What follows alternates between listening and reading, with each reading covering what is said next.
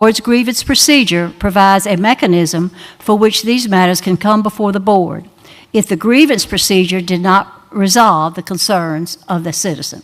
If you wish to speak in public input, please complete the public input forms at the front of the back of the room and present it to the board secretary prior to the beginning of the board meeting. Public input requests will not be accepted after the meeting begins. And we will open our meeting with our pledge and our song. And before we begin that, though, we would like for the military to render the proper salute. And I want to let Ms. Dominguez introduce our person tonight that's going to be doing this ceremony. Thank you, Ms. Simmons. Tonight I invited the president of the Ponchatoula High School class this year, Elijah Kinchin. He's going to lead us in the pledge, and then he has a patriotic song. So if you would stand for the pledge, but after he's finished with the pledge, you may be seated for his song, please.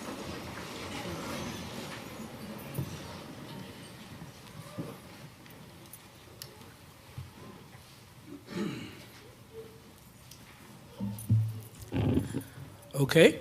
Okay, go ahead. I pledge of allegiance to the flag of the United States of America and to the republic for which it stands, one nation, under God, indivisible, with liberty and justice for all. You may be seated.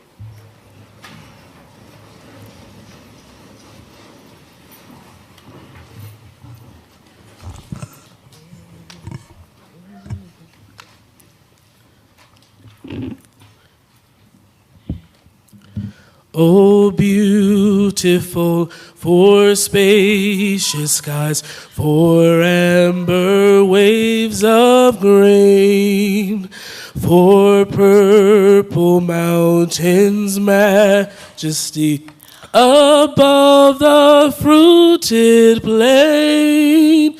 America, America, God shed his grace on thee and crown thy good with brotherhood from sea to shining sea.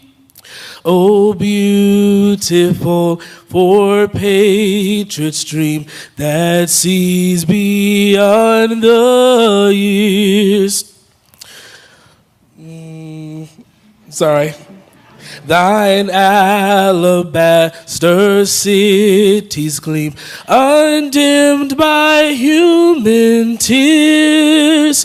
America, America, God shed his grace on thee and crown thy good with brotherhood from sea to shining sea. Thank you.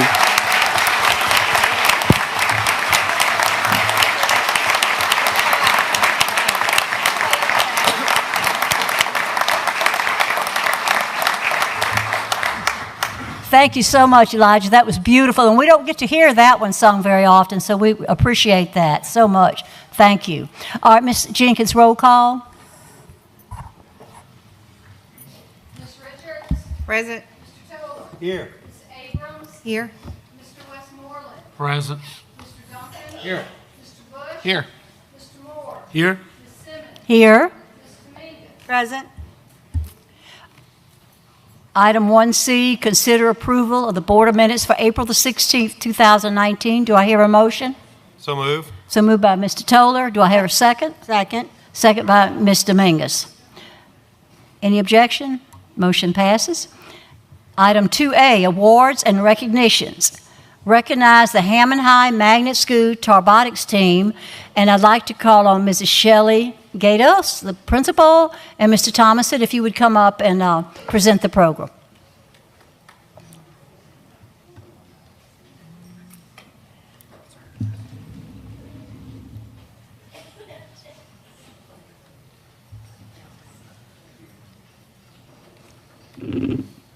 Good evening.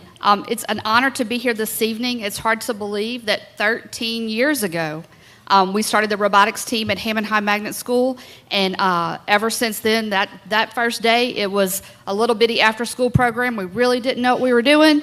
We figured it out really fast, and now as it expanded into a 4-year program, and Mr. Dan Thomason has taken over the program since I became principal and has done a fantastic job, so I am going to turn it over to him. Thank you, Shelley. Well, I always say I have huge shoes to fill. Little feet, huge shoes. This year we managed to make it to the world competition for the second year in a row. We've been before, but this is the second time since I've been there, and the kids were amazing. They qualified by winning the Arkansas Rock City Regional Competition against 60 other teams from several states and a couple of foreign countries. So we made it to the Worlds. We placed 54th in our division, which is great compared to which is the highest we've ever placed, and we did awesome. We also were the second runner-up for the UL Safety Award, so we became at that moment nationally recognized as they called out the name at the ceremony, and it was really a huge honor for us. But what I always say, thank you.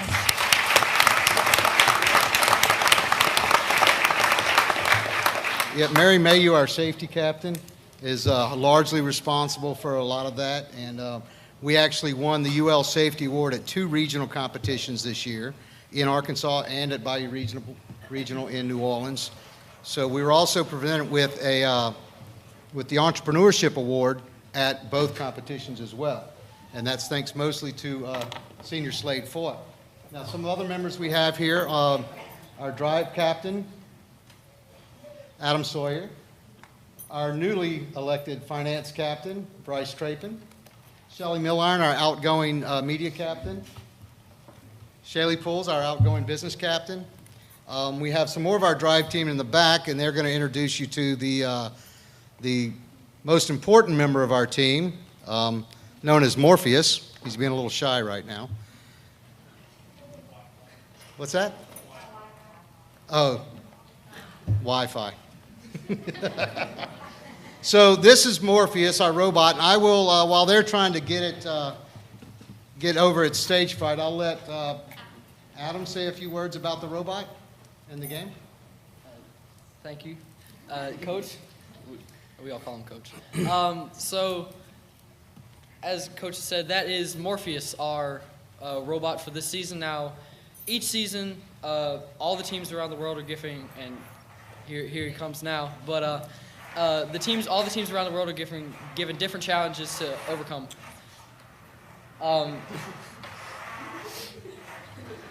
He just woke up, so just give him a couple minutes. But wow. Here he is. This year we had the challenge was called Destination Deep Space, and the main challenge was we had to take these hatch panels and put them on a rocket from the lowest point to the highest point, being about 7 feet off the ground. So as you can see how we do this now. So he's pretty tall once he gets fully outstretched. So we can reach there are 3 different places to put the hatch panels, and then you can put the cargo or the ball in the rocket as well. And so that's the main way to score, as you can see there.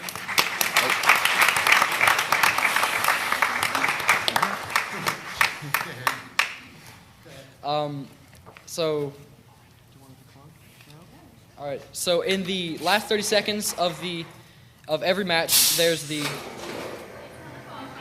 yeah. It's that noise is a good noise, I assure you. At the last 30 seconds of every game, we have to climb, and so we have to climb onto a 3-foot box that once we get up there, and we can fully park ourselves on top of that box with our climbing mechanism. But yeah, as Coach said, we won the Arkansas Regional along with 2 other Louisiana teams. We've been nicknamed the Parish trifecta by the people there.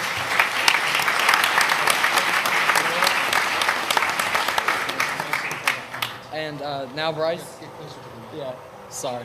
Bryce here's going to talk about business and finance. Okay, so one of the first things you hear when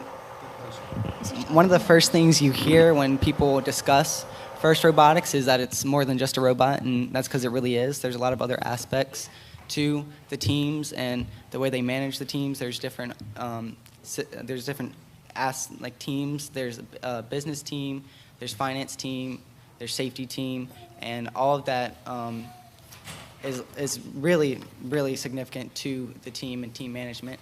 And as you heard, I'm a part of the finance team and with the business team, and one of our big initiatives as business team is that we have this campaign called Put STEM First. And what that campaign is all about is we're working with FIRST to introduce STEM into our community by whether it be working with children at camps or with introducing new ways of thinking, new information to people around the entire community by having these STEM cafes where we do just that, have experiments and have a lot of fun with the kids. And actually, just in a couple of weeks, we're starting our summer camps. So that's a new thing. That's a new way to get young minds introduced into STEM. That's a really good way to get into that. And if you have any more questions, you can see our website at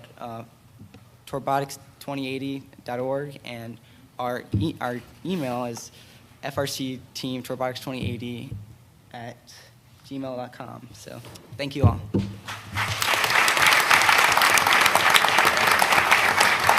All right.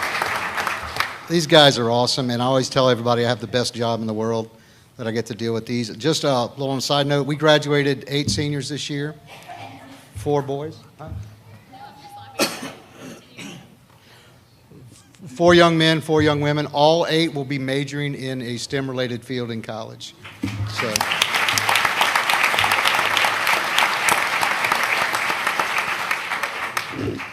So in conclusion, I just wanted to point out one more thing. We don't typically have individual awards through FIRST Robotics. FIRST is the name of the organization that we compete with. But we do have one member who not only won a regional award, which is multi-state, her junior year, but also her sophomore year through our FTC, and then this year. So she was recognized individually. So Lauren Williams has been how long doing this? So we were fortunate. She started with the Bayou Builders, which is a team that we had started a long time ago and has been coming up through robotics and Hammond. So I just want to make sure that we recognized her. A lot of hours that she has spent dedicating herself to this program. So thank you very much.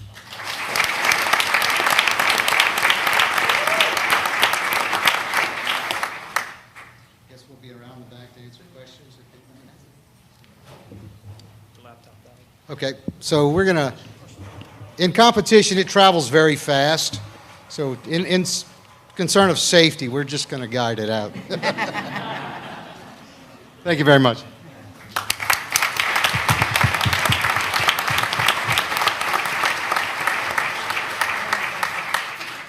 Thank you, Tarbotics team, and Mr. Thomason and Ms. Gatos. That was very, very impressive. The next item on the agenda is 2B, to recognize the 2018-19 LHSAA All Academic Scholar Composite Teams. Mr. Vining for this.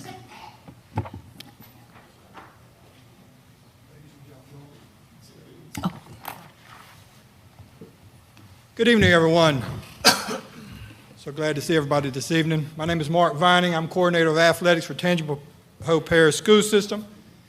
I have the privilege and the honor of recognizing an awesome group of young men and women. These student athletes have accomplished something that many will never achieve.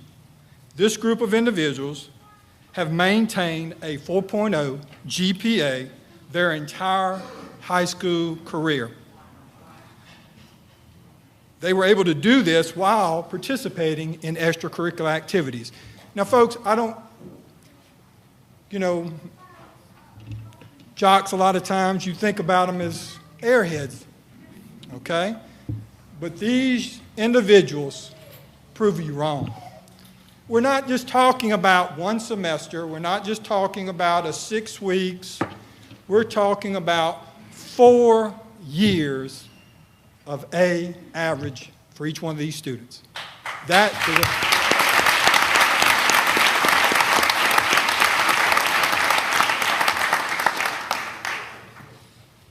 So when I call your name out, please come forward. We have a certificate for you. First off, from Ponchatoula High School, Jacob Adams.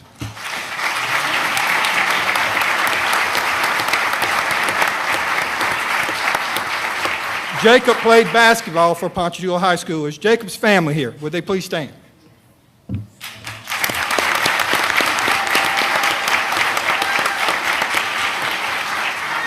Next, from Ponchatoula High School, Grant Emerson.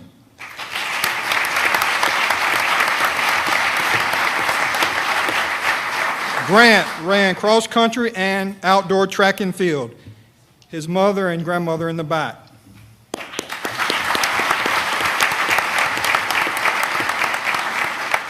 Next, from Laranja High School, Will Brazier.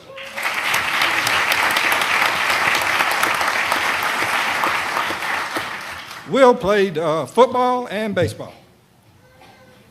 And before we announce the next one, there he is. All right. Next, we recognize from Ponchatoula High School, Dakota Bush.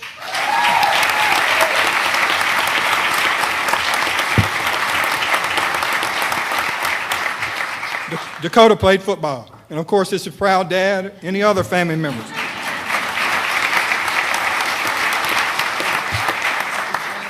Grandmothers, please stand. And I forgot Will's family. I'm sorry. Will's family, please stand. They're here.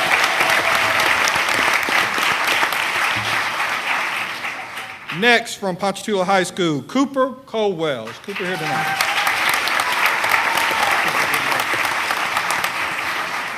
Next, and Cooper ran cross country and track and field. Next, from Ponchatoula High School, Brayson Detweiler. Brayson here? Brayson's not here also. Next, from Ponchatoula High School, is Austin Grenier. Austin? Austin played baseball. Next, from Amite High School, Alicia Jackson.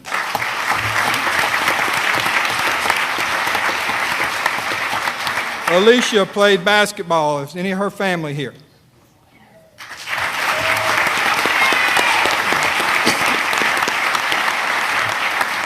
Next, from Hammond High Magnet School, Gage Lee. Gage played baseball. Is his family here? Please stand.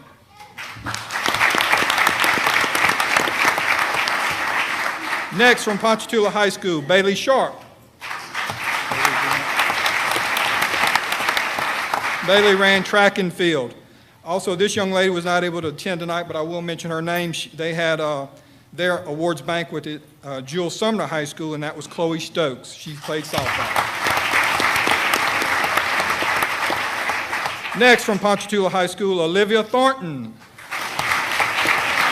Olivia's not here. Olivia played tennis. And then last but not least, Aaron Wilkes from Hammond High School. Aaron played volleyball and basketball. And Aaron, did you not sign a scholarship with Southeastern? Is that correct? Yes, sir. Congratulations. Is Aaron's family here? Please stand.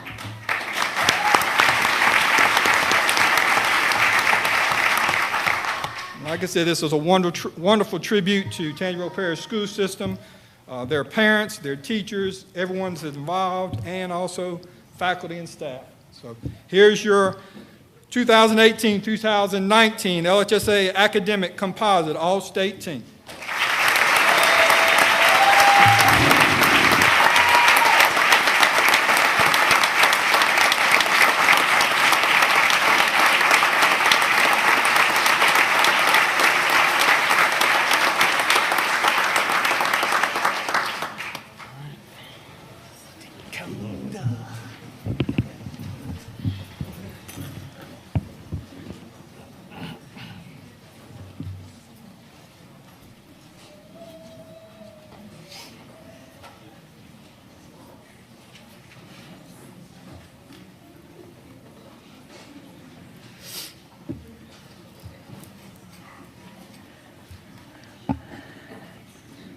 Item 2C, recognize additional 2019 Senior Exclusives Club. Mr. Jinko, Mr. Strickland, too, from Ponchatoula High would come up, please, the principal.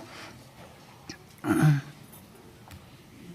evening, Madam Superintendent, Board President, Board. Good afternoon. Ladies and gentlemen, good afternoon. The Senior Exclusive Club for our seniors that have a composite of 28 or higher on the ACT score. Due to a bunch of scheduling nightmares and the ACT given numerous tests, this is our third installation of recognizing these individuals.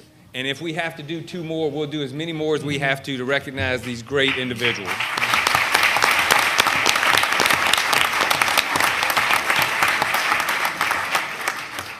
We're going to call up the individuals in a minute, but I just want to let you know these are going to be the future doctors, therapists. They'll be taking care of me one day. So just remember, Genco, G-E-N-C-O, please. Be nice, be nice. But it is an honor and a pleasure to recognize these individuals. I also like to thank the family. You gave us your most precious gift, these students, and we thank you and cannot thank you enough for entrusting Tangipahoa Parish School System to educate them. The future is bright for this group, and a lot of that credit goes to what you have done for them day in and day out. So on behalf of the system, we'd like to thank you very much for that. Let's give yourself a round of applause.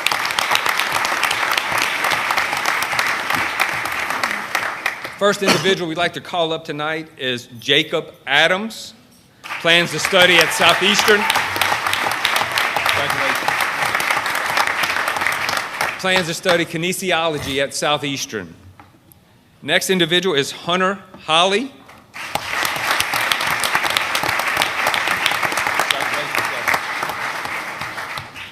Pre-med in physics at Southeastern. And our final recipient tonight is Ms. Savannah Phillips.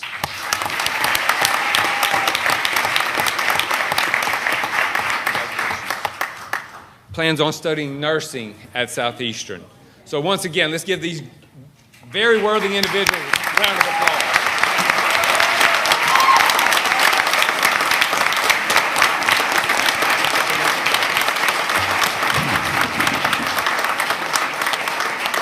Mr. Jinko, do we recognize their families? If they're here, we want to stand up. Initially, and I apologize for families, please stand. Grandparents, any extended family for this group, please stand.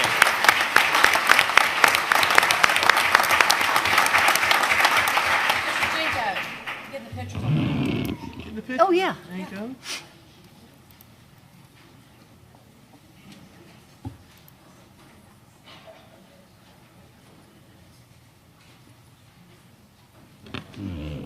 Congratulations.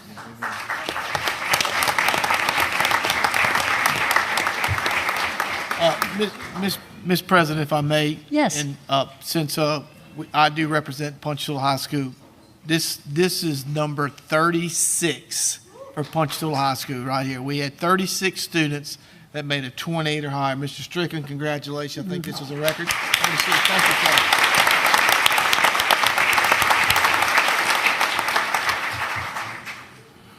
All right, this next award is the President Student of the Month Award.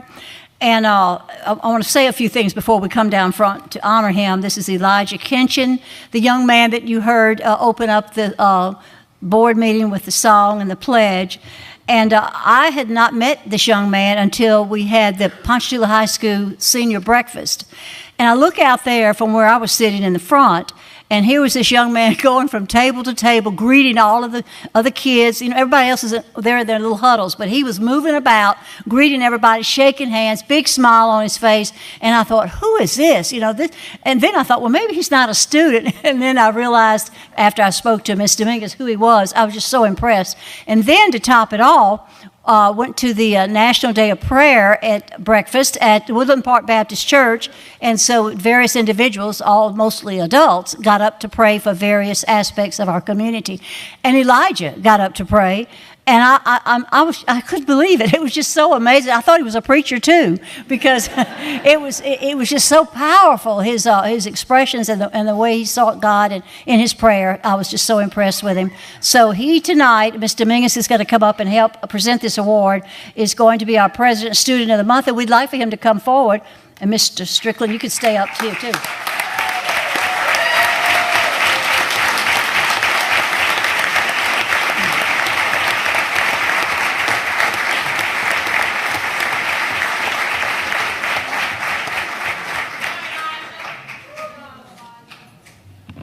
Elijah is quite a dynamic student and a young man. Ms. Simmons started this President of the Month award, and different people have nominated, and she asked the board members if you had someone you wanted to nominate.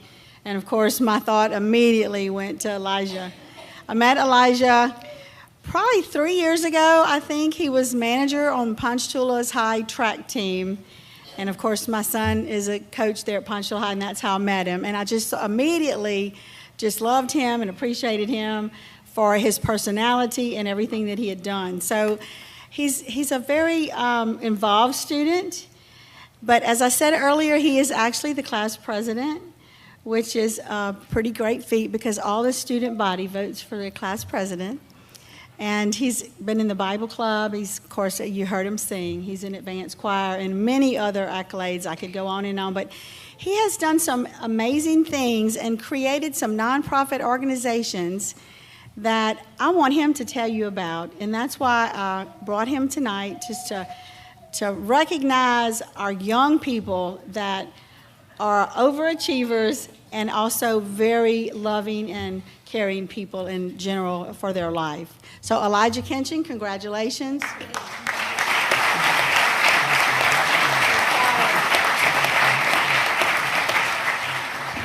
Greetings, everyone.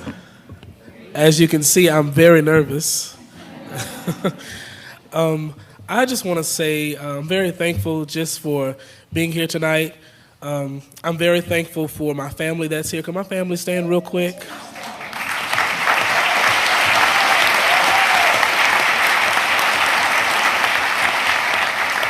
And I have some friends and other family that's here tonight that's in the back and all over.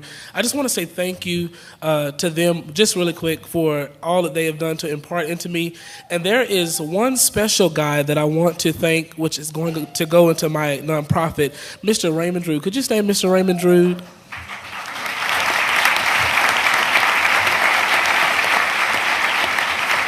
I met Mr. Raymond Drude, I want to say 5 years ago, back in Hobby Lobby. We were looking at some glassware.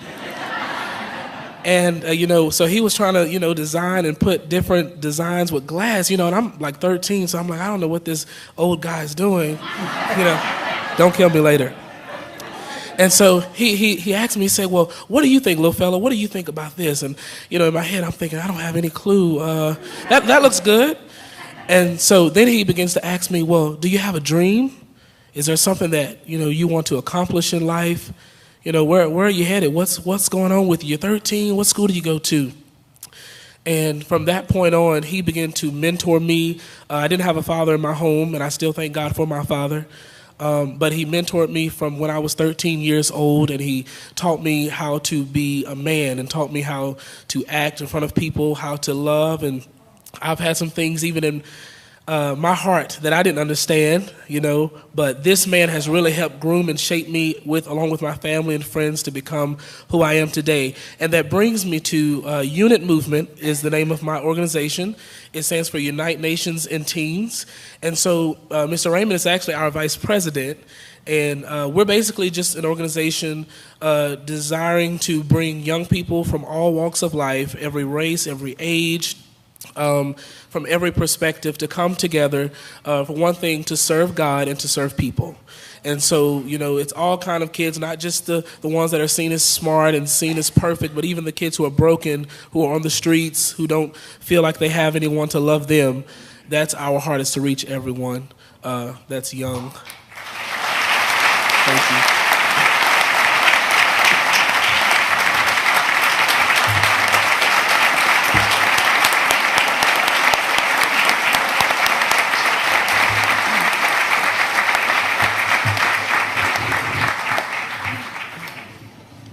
As a principal of Ponchatoula High School, I would like to say that the type of student leadership that Elijah offers on a daily basis is very uncommon.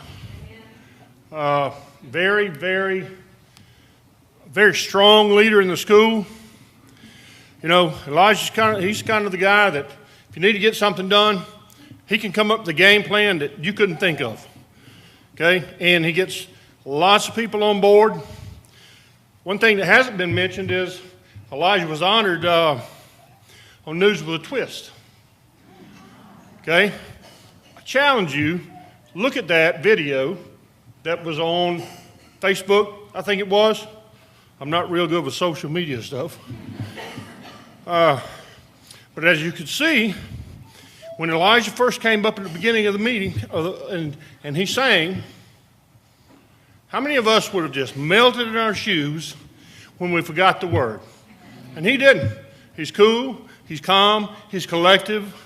He never sees a stranger. You know, I would say out of the 1,900 students at Ponchatoula High School, there's not one there that doesn't know Elijah. And there's not one that he has not introduced himself to. You know, and there's not one that he would not go out of his way to help. You know, he's just a phenomenal young man. And I'm very, very honored to have him as this year's senior class president. Basically, he can take the ball and go with it. Okay?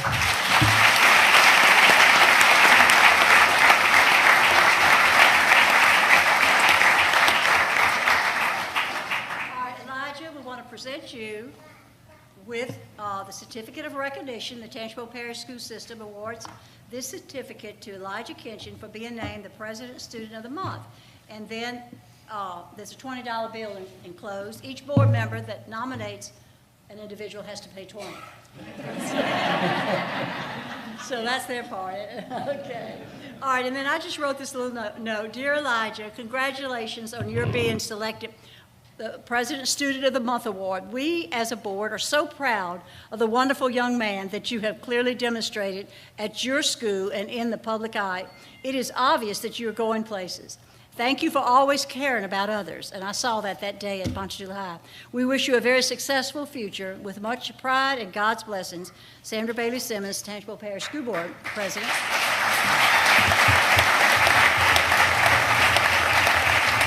And we would like for you to tell us your future plans. Okay, right now? Right now. Okay. So after I graduate this Friday, I plan to go to Loyola University. I'm already admitted there. I want to double major philosophy of law and legal studies and business. And then I guess after that, I plan to go to law school, of course. And I want to, this sounds kind of crazy, but I want to start like a homeless hotel. I do. And so, yeah.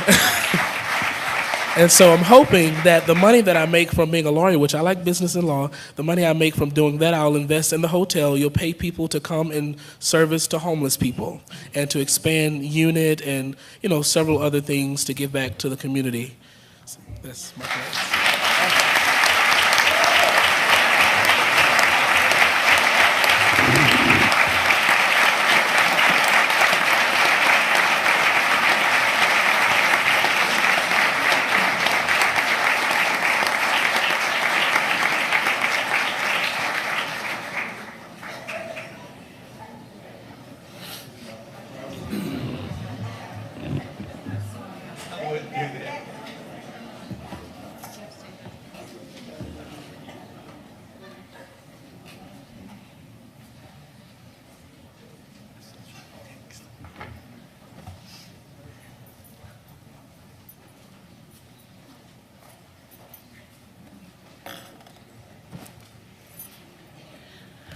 And he's a product of Tangipahoa Parish School System, right?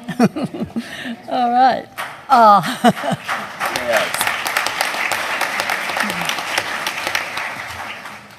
The next item is item 2E, recognize the math ELA content leaders and mentor teachers. Foster, Ms. Foster. Good evening. My name is Jill Foster, and I support teachers and students, of course. So we wanted to take this opportunity to recognize a lot of exceptional, wonderful teachers that produce these wonderful students. And I left for the board members a document that explains we have tons of opportunities for our teachers to build capacity within our own district. And we also depend on these teachers that lead others to grow each other, and they're constantly doing professional development. They're the ones that are training our teachers. They go to all these outside trainings, they come back, we get together, and they're the ones that are leading our teachers and growing our students. So with this time, we're going to recognize mentor teachers, and I'm not sure if everyone's aware, our state is moving towards our year-long resident student teachers. So in the past, student teachers just student teach with a teacher for a half a semester.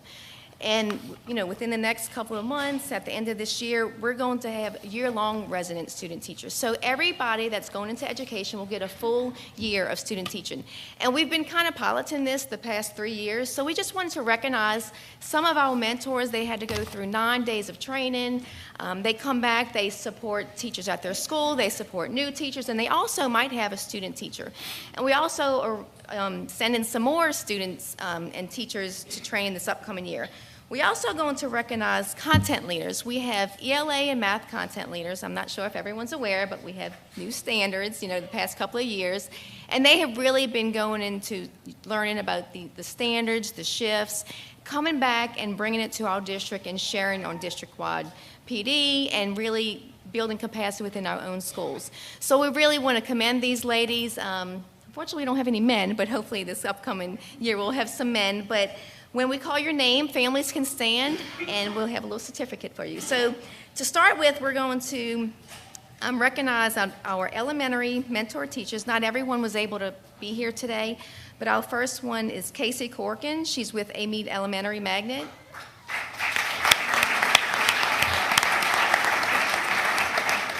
Elizabeth Smith, she's with Amite Westside Middle Magnet.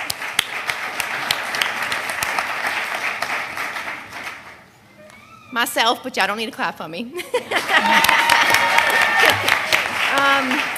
Meredith Mall, and she's with Hammond Eastside Magnet.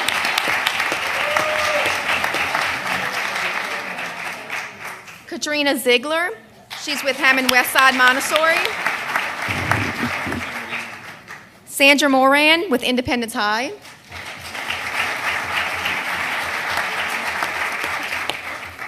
Kimberly Bose with Independence High.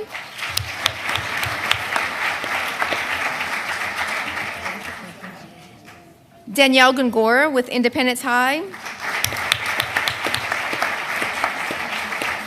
Jill Green with Independence Middle Magnet.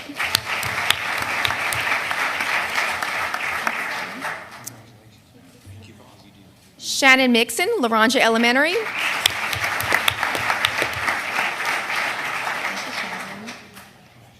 Kathleen Cranford with Martha Vineyard Elementary.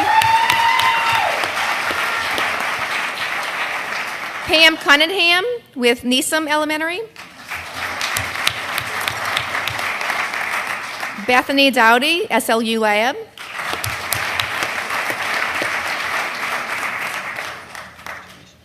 Rachel Methan with Tucker Elementary.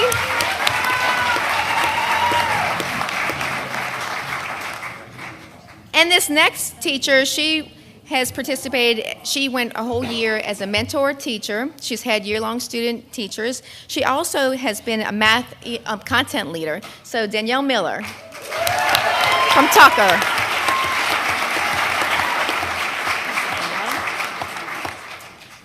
Now moving to our content leaders, Brandy Brakeem at Hammond High. Paula Wells, Hammond Westside Montessori for math.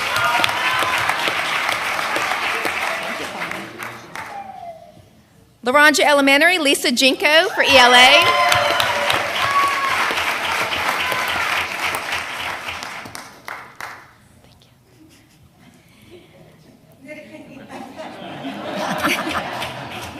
Neeson, Heather Grace.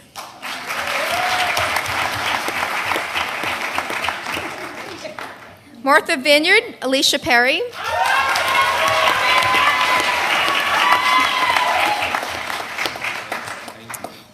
Rosalind Montessori, April Bentavina.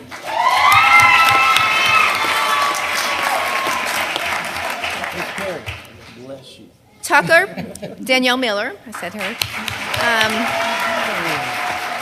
And Woodland Park, Alexis Arcardo.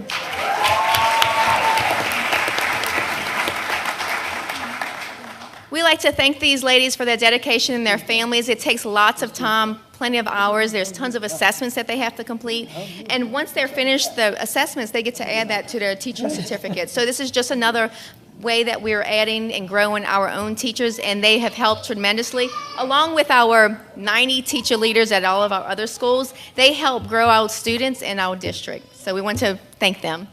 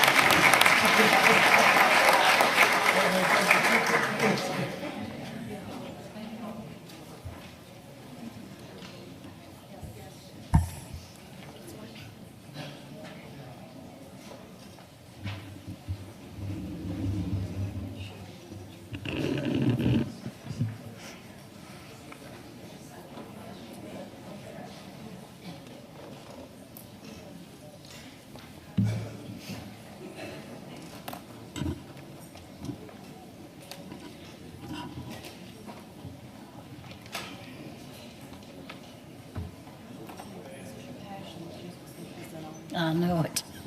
That's why I want to make sure everybody's quiet.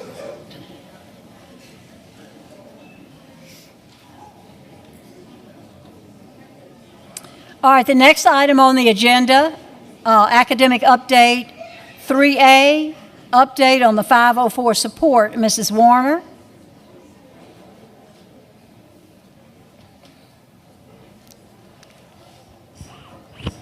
Good evening, everyone. My name is Deandra Warner, and I'm our 504 coordinator for our district. My job today is to just give you an update on Section 504, specifically what we're doing for our students with reading deficits and dyslexia.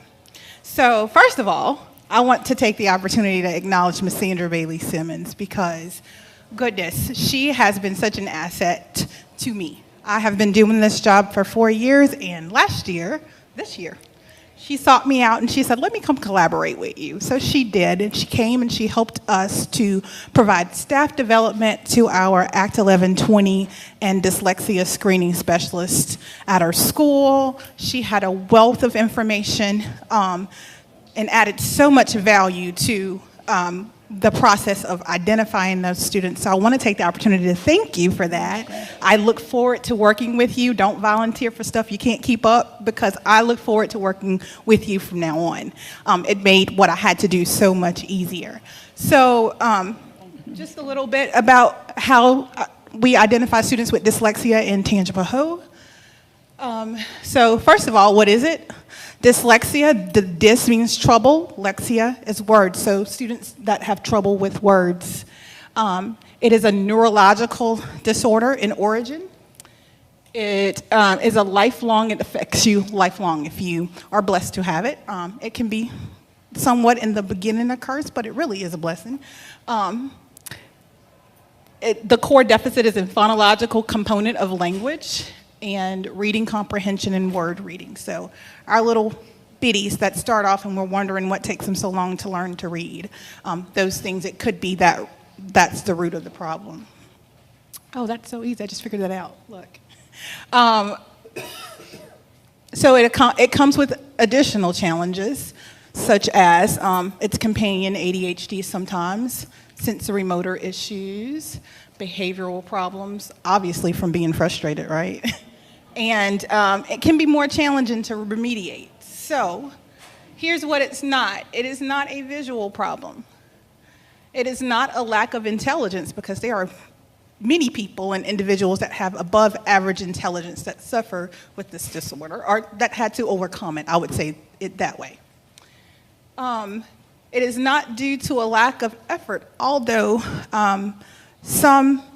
they could appear that way. Like teachers could say, oh, they're just lazy, or they don't want to do it, when really they're just struggling.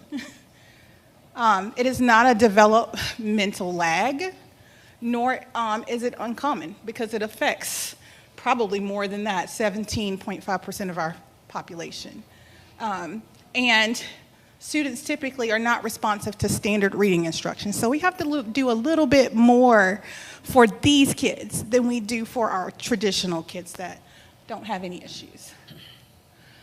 So here is how we identify dyslexia in our school district. There is many ways. One of those ways is a teacher or a parent may request that their child be evaluated, or a teacher could see signs of it, and they could request that the child be evaluated. At each of our schools, that includes a second grade, we have trained Act 1120 or dyslexia screening specialists on campus that will screen at a parent or teacher's request. For those that we don't get that way, we catch them at the end of second grade. So Act 1120 says that we screen every second grader that we have permission for at-risk factors that might impede their ability to learn. Okay. So we do that in the second semester of second grade. So some of your children might be finishing up with that. You may have signed permission, and we're wrapping up with that. So here's what we do. This is what to do when we identify those children. We compensate, then we remediate, and then we provide accommodations for those that need access, and we promote them. Okay? So any student that fails their screener is to be referred to their school level SBLC. Okay? That's our school building level committee. I really wish it was changed to student assistance team, because that's what the purpose of it is to identify kids that have challenges of any reason and provide the supports for them. Whether they are challenging, whether they need an additional challenge because they're too high, or they need some support to help them to be able to function as adequately as those that don't have any issues. Okay? So once we identify them, once they fail their screen, it doesn't automatically mean that they have dyslexia, but it does mean that we need to start interventions, right? So we're going to put those interventions in place. The school team will progress monitor them. If they make very little progress or lack of expected progress in response to those interventions, then we'll refer them for additional supports. That could be dependent on the severity of the kid, a 504 plan, which I oversee, or it could be a discussion with our pupil appraisal team because we suspect that they need direct instruction or maybe individualized instruction tailored to their level. Okay. Here are some of the interventions that we provide in our district for students that have a 504 plan, really and truly for kids that need additional supports, because I'm really hoping that our school building level teams this year target those kids early on and give them those interventions. So here's some things that we have in Tangipahoa Parish. We have Mind Play, which is an online-based program that's done by a certified speech and language pathologist. It's research-based. It's one-on-one coaching to really remediate the areas in which a child struggles. We also have System 44 and Read 180. Those two programs we have to provide on school campus because they rely on district server to teach children to read. Your System 44, don't know if you've heard about that. Some of you may have children in that intervention program, is phonics based. So we're teaching them how to read, sound out words, the spelling patterns. Read 180 addresses comprehension. So those that are struggling with comprehension. Mind Play pretty much covers it all, but your kids are different. So some kids will do well with the computer.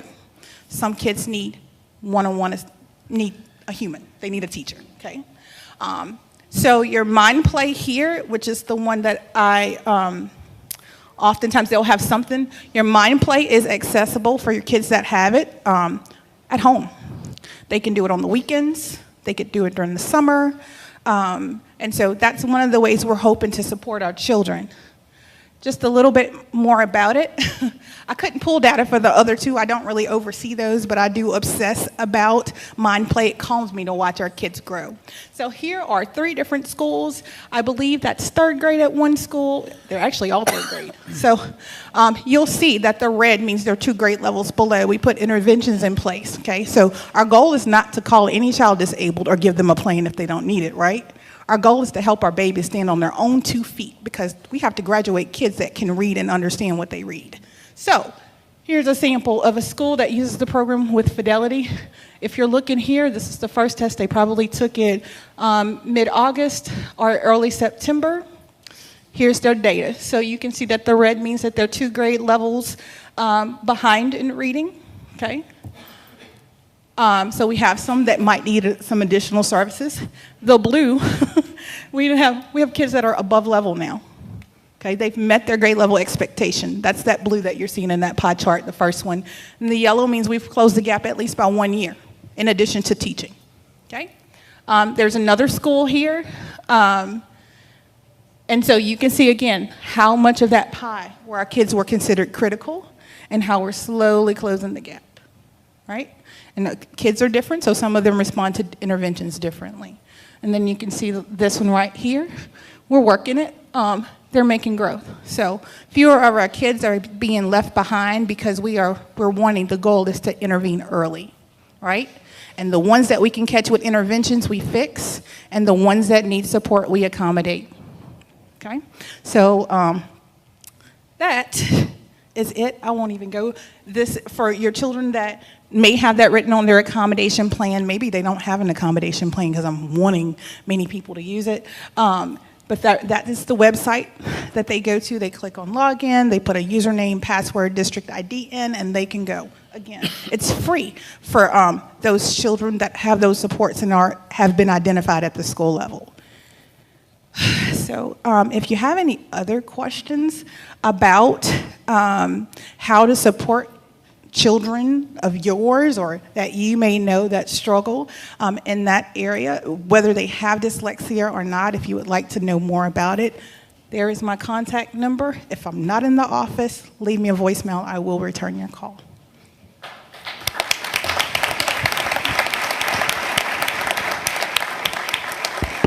Thank you very much, Deandra. We really appreciate that update. And before we move on to the next item, at the team copy, I think they call it something else now, I have compiled a book there that covers dyslexia, ADD, and ADHD, and other reading disabilities that you can go there and purchase it. Okay. We do have seats available up front if those that are standing would like to move up. Yeah, with lots of seats up front. So they were waiting for that, huh?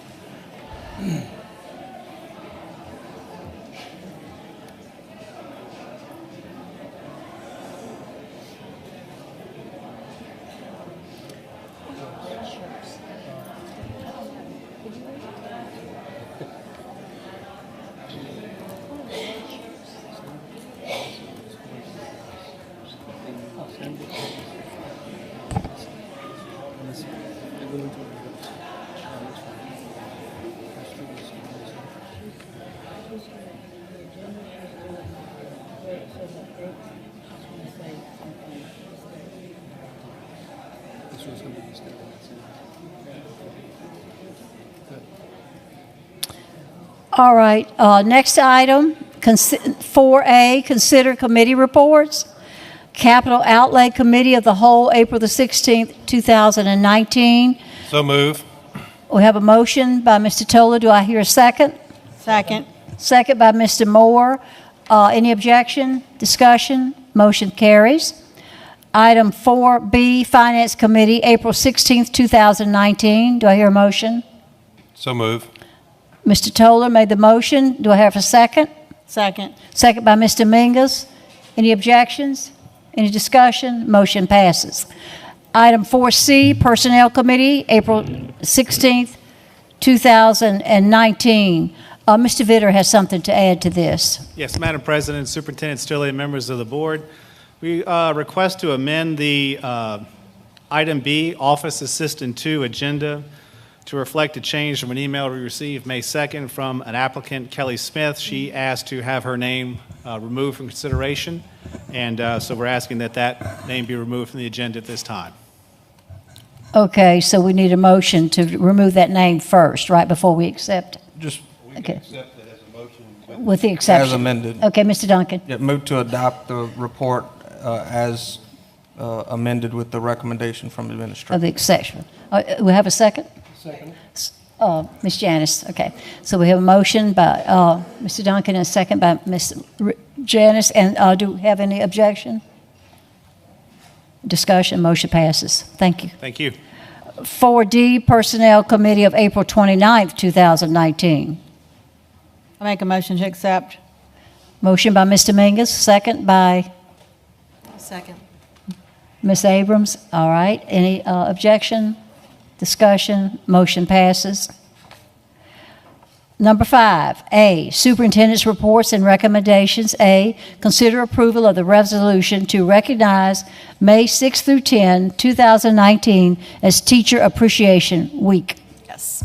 I would like to ask the board to adopt the resolution that we have to honor our teachers across our parish this week for Teacher Appreciation Week.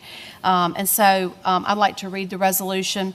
It says, whereas Tangipahoa Parish Public School teachers are devoted and professionally and personally in the field of education, are committed to the philosophy that all students can learn, and whereas teachers are dedicated to providing a high-quality education for all students and motivating students to do their very best, and whereas teachers open children's minds to the magic of ideas, knowledge, and dreams, and whereas the Tangipahoa Parish Public School teachers hold the future of our cities and our nation in their hands through the education of our children, and whereas National Teacher Appreciation Week is an effective and positive way of encouraging and honoring our teachers and expressing appreciation for the job well done.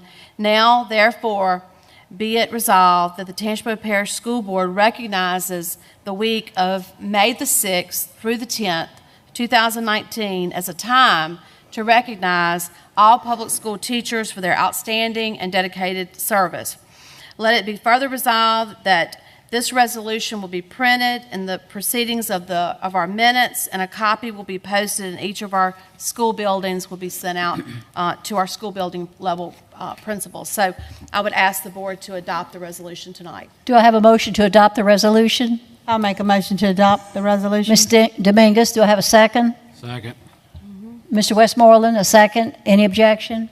Discussion? Motion passes. One other thing, Cindy, did you have the post for that we've been honoring the teachers? Yes. So one of the things that our technology department led us on this week is really highlighting some of our teachers, having students talk a little bit about their teachers. You've probably seen some of the social media posts.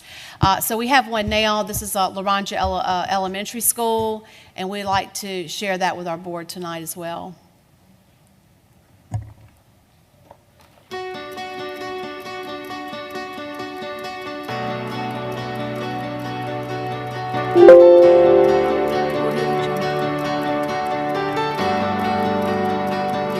So that says be with Legos.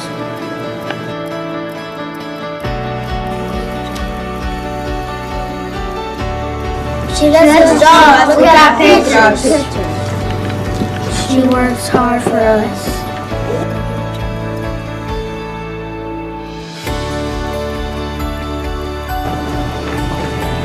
She lets us use the smart board. She's a hard worker. She always tells mistakes are proof you were trying.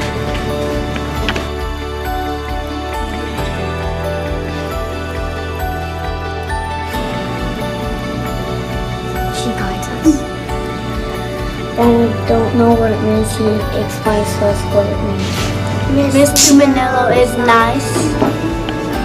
She is fun. She lets us play with games.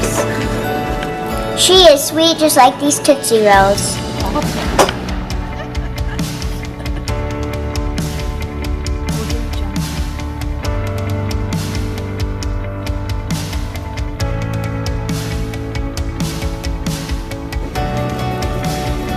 We love you, Miss Tuminello. Thank you. So you may see the hashtag Thank a Teacher, and so we ask you to share those different little shout outs to our teachers across the parish this week and every week for that matter. Thank you. All right, that's all of your report? Yeah. You're done? Thank you. Yeah.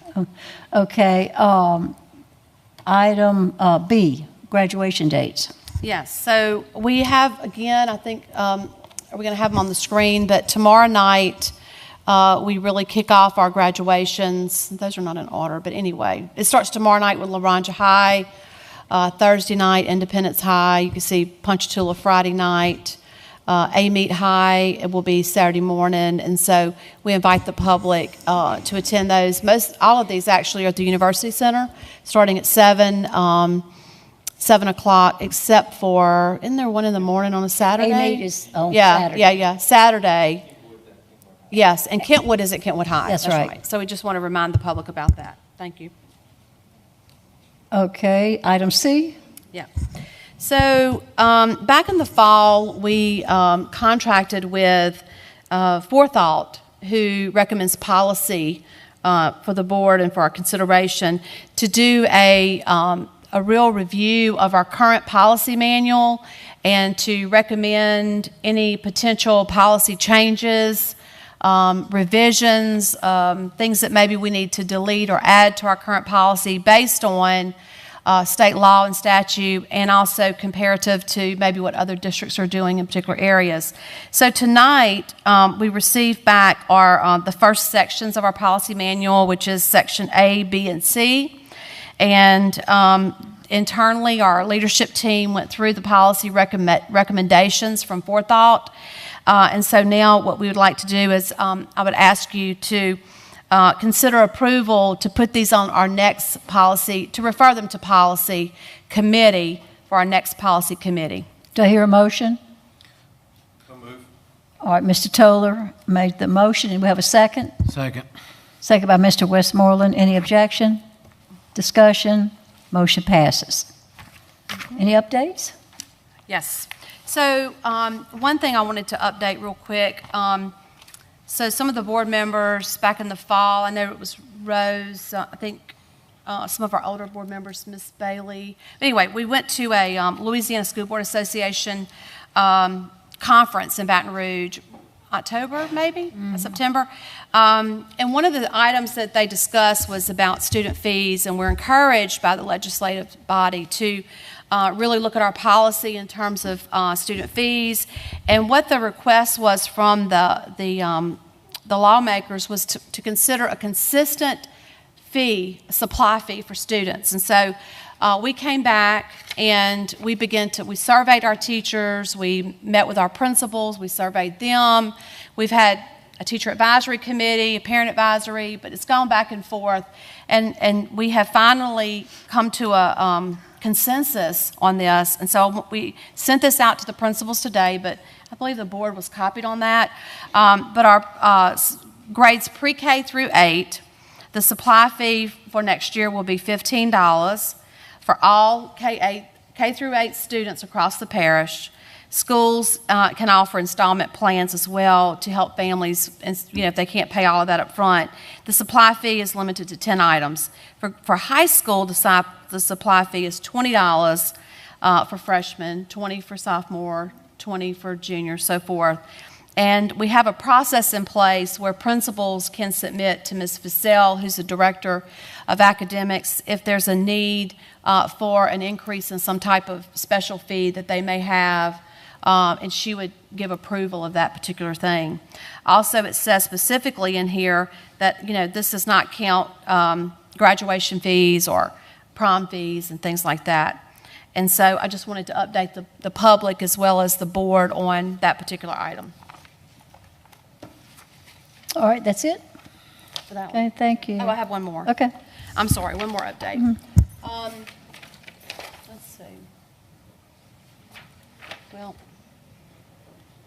let's go ahead to the next item, which is that other business? Let me see. Yeah, I do have one more item. I'm going to talk about this right now. So this is my last update or share out. I see in the audience tonight we have quite a few people here for a particular reason, obviously. I first would like to thank everyone for coming out tonight and joining the meeting, first of all. I do want to clarify with the board and with the public that not one of the individuals here tonight has reached out to me personally about their concerns about our policy, our guidelines, what teachers are to do if there's a fight, or the safety of our students. And they have not discussed those with me prior to this. It's a little disappointing that you choose to come to a public forum when I'm very accessible as a superintendent. I think everyone knows that. I'm out and about, and you have many opportunities to talk to me, and we could have had a really good conversation about your concerns so that we could discuss it. But with that said, there are privacy laws that I will not comment or make comments about precise reasons for my decisions, my recent decisions. However, there are a couple points I would like to make. The first point is this. The decision regarding the individuals involved was not a hasty decision. It was a decision that I did not take lightly, and it weighed heavily on my heart as a superintendent. I made the decision based on what was best for our parish as a whole, not what a particular school or what a particular community might think is best for them. The decision was based on our expectations for both employees and students in our parish and how they should conduct themselves, even in tough situations. The decision was not about race. It was an ethical and moral decision based on the facts. There were clear violations that were not aligned to our expectations. In regards to policy, guidelines, and training or expectations, I have a couple points I'd like to say. These are things that we have been doing. We have guidelines, policy, for restraining students that were put into place in 2016, well before I became superintendent. And based on, these policies are based on Bulletin 1706. This policy was revised again in June when I came on as superintendent in 2018 in the school district. And every employee is required to sign off that they have received that particular guidance. We have mandatory training for employees on restraining and de-escalating situations with students, both on the Safe Schools portal and face-to-face. We have provided guidance to our principals and our disciplinarians on procedures to put into place at the beginning of school should there be an altercation occur with a student or if there's a need for a restraint. At the start of the school year, we identified core values for our school system and core values that we expect all of our employees and students to model every day. But our commitment moving forward is that we will continue to provide additional guidelines and policies, not only for bullying, but how to better handle student conflicts in our schools. We will do more follow-up to ensure that every campus is actually implementing the guidelines that we have in place and that the guidelines are being followed. We will add to our current training opportunities for all of our employees when they have to restrain students and also with strategies on building positive relationships with students. We will take a strong stand in August at the start of school for the 1920 school year regarding students who choose to fight on our campuses. We will have a zero tolerance for students who choose to fight. Students who fight will go to the alternative school, period.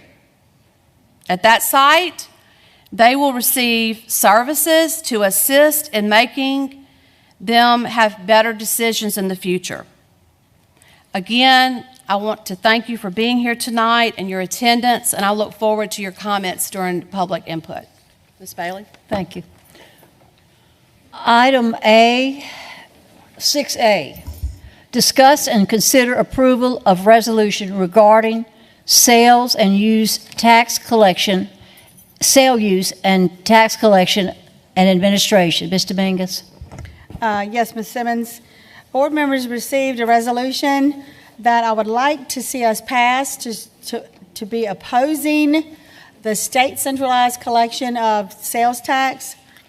There is a bill, House Bill 57, which is going to be presented that will take the opportunity for local governments to collect the sales tax in-house in our own parishes. There are many school systems across the state that actually collect the sales tax. We collect the money and we divide it up, send it back out to the local municipalities and the people that need to get that money. This will take that privilege away and the state will collect the money. And these are just three of the main reasons that I would like to see us pass this resolution. The money, once it's collected, they're going to charge an administration fee for that. They're going to do audits, but they're going to do audits only on the larger businesses that have a great amount of money, not necessarily the smaller businesses. The smaller businesses, we're still going to have to employ an auditor to do that as well. They also are going to push down a percentage of a fee that we're going to have to pay, and that's going to take away revenue that we're going to lose, which we definitely can't afford to lose revenue. And the biggest thing, I think, is the delay. And if the state collects the money, then how long is it going to take them to give it back to us? The first year that it's implemented, it's going to be a month's delay in implementing it, which to Tangipahoa Parish is going to cost us $3.5 million out of our year budget. And that's always going to be a continual delay because we're going to, that 1 year, we're going to lose $3.5 million. Well, y'all know we have no money. We cannot afford to lose $3.5 million in our first year. So also with that being said, as a board member for the state of Louisiana, the Association of School Boards, this is something that we're highly pushing. We have gotten many resolutions across the state already to support this because we oppose the state collecting the money. We want to collect it ourselves. So I'd like to make a motion that we accept this resolution opposing, I'm not going to read it because y'all have already got it, opposing a state central collection and letting it remain with us. So does everyone have a copy of that resolution? Yes, it came in your all right. board docs. Okay. So everyone has a copy, so I'm making a motion that we accept the resolution as it's written to oppose the state collecting the sales tax. Do I have a second? Do I have a second to the resolution? Does anybody want to support the resolution, or y'all want the state to start collecting the sales tax? All right, Mr. Tiller made a second. Okay, do we? Thank you, Tom. Do we have objections? Do we have other comments? I would just ask that the secretary report me as not voting on this resolution. And I sent you guys my comments and thoughts as far as that was concerned. Okay. All right. Well, then we need to probably have a roll call vote on this, Ms. Jenkins. Well, point of order, not if he's the only one that's objecting, unless someone else is objecting. He's the only one and no one else. Well, we don't know yet. It would pass. So we probably should do that. And so yes means we're for the resolution. Mr. Johnson, Yes. can you expand on that? Because would you for us? Because and I'm not saying I'm for it or against it because I've read it and it's just something that I'm just not sure of understanding. And I know your comments that you sent to us. Yeah. No, I had sent to you guys. I just kind of have a general philosophical disagreement with voting on things that we don't actually have the authority to deal with. This is a legislative issue, and I just think it makes the board look powerless when we vote on things that we don't actually have any authority over. It's a general philosophical disagreement with doing that. It also, certainly any of us have the ability to reach out to our legislators and talk to them individually. But as far as official board action, I've just never been a fan of doing these types of resolutions on things that we don't have any official authority over. Any other comments? Mr. Mingus? You have any more questions? No. I'll just reiterate. We pass resolutions to legislators all the time for things that are going to benefit us as an education system. We pass resolutions to ask Bessie to support the MFP funding and give us an increase, which, by the way, the Bessie board did send that back through today. So they are sending it back to the House, not changed, off topic a little bit there, but we always ask our legislators for their consideration before they vote about something that is going to affect us in general.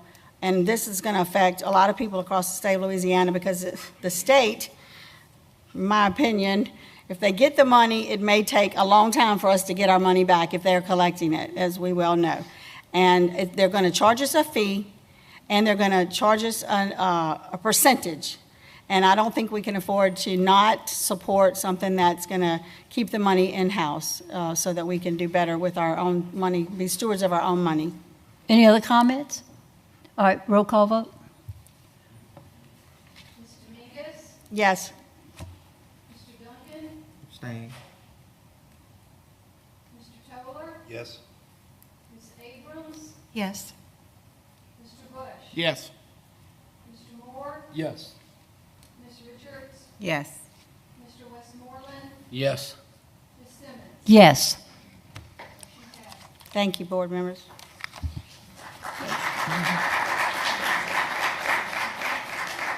All right, next item, B, consider termination of support employee in the maintenance department. May it please the board, before you tonight is a recommendation from the superintendent for the termination of a maintenance employee, Mr. Thomas Gill. Mr. Gill is a non-tenured, non-certificated employee. These are the only employees, I will say, that will come to you for a vote concerning their termination. There is no hearing allowed. You have a written recommendation. Unless you desire to go into executive session to talk to the superintendent about the reasons, it's appropriate for you to just consider the motion. So you need a motion. Yes, ma'am. All right, do I hear a motion and to support this termination? I move that we table this. This is the first time I've heard this. And it's not that I stand in objection because I don't know the specifics about it. But I move that we table this until we have, each board. I don't know if anyone else has heard. Oh, we have a motion to table. Do we have a second? All right, so motion dies, no second. You second? All right, we have a second. Okay, so we need to vote on whether or not we're going to consider this termination. You can talk about it right now. Mm-hmm.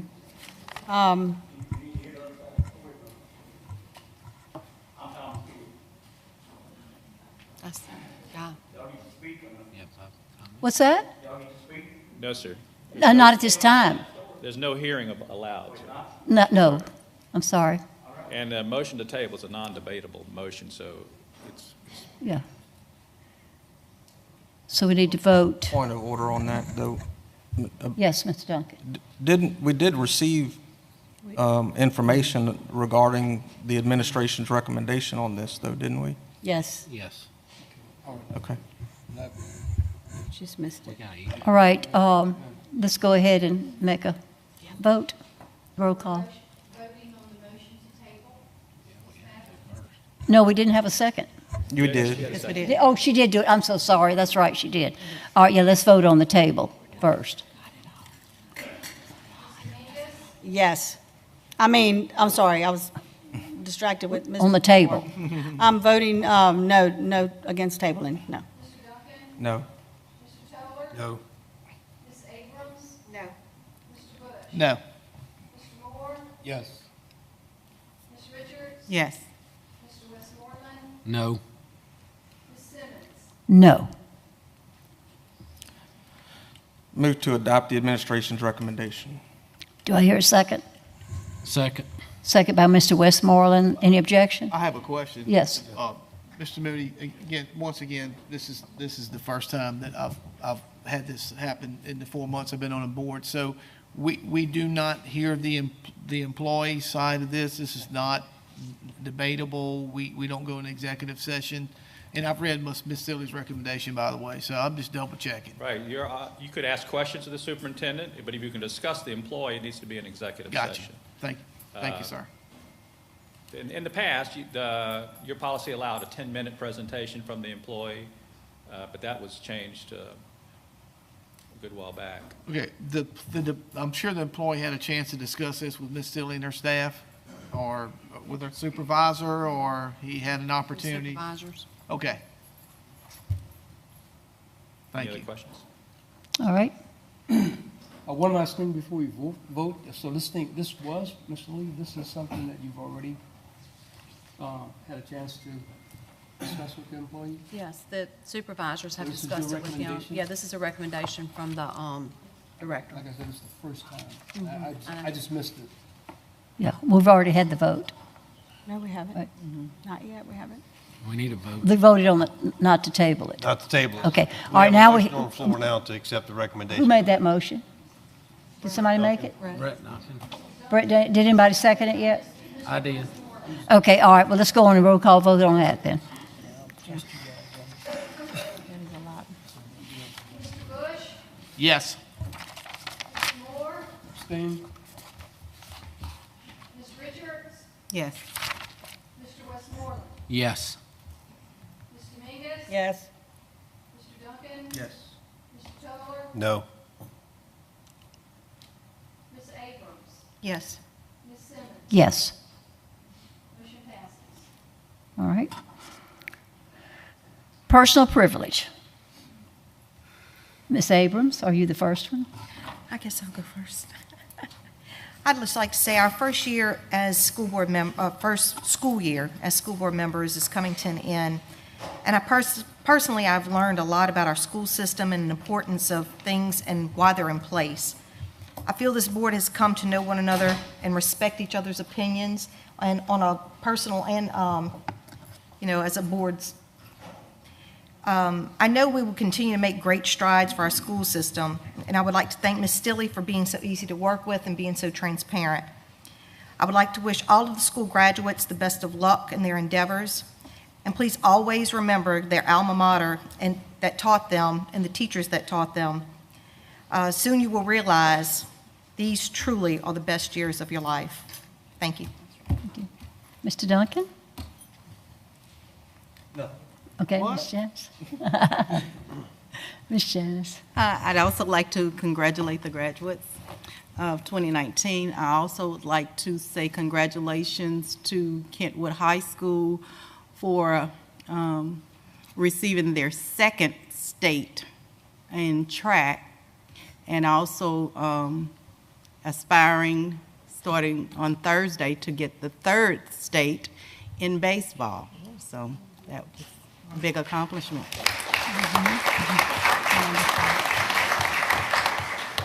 Good. All right, Mr. Tom? And Kentwood did that without a baseball field. And no track. It's amazing. It's amazing, it's right. But I do want to congratulate the graduates. I will make the graduations that I can, but I just encourage them, and I pray for them daily that they will continue. This game's not over, and they still have a little bit left to do. So I pray that they stay safe and make good decisions and make sure that we get them all to Southeastern, to Kentwood Gym, and let's get them graduated safely. Good. All right, Mr. Westmoreland. Okay, Ms. Dominguez. I just wanted to remind everybody, we are still in a legislative session, and there are many things on the table in the House and the Senate that are affecting education. And the biggest one is the MFP fund, which is the minimum foundation money that we get per dollar per student, and also the raises that will go for our employees and our support personnel. And the House did not pass it. They sent it back to Bessie, who sent it back to them exactly how they got it the first time. I'm really grateful to Bessie for standing strong with that increase. They're asking for an increase in the money for MFP as far as the 1.375% increase, and we haven't had but one increase since I've been on this board. This is my 13th year, and everything else has gone up. So we really need our legislators to know that we want them to support education. It passed the Senate Education Committee, and it will go to Senate floor, and it's going back to House floor. So please be aware that if you know a legislator or if you don't know a legislator, you can find them. Call them, email them, something, let them know that you want them to support education. It's very, very important for us as an education system and for all our students across the state of Louisiana and our employees to be able to get a raise. We really need it bad. Thank you. Mr. Westmoreland.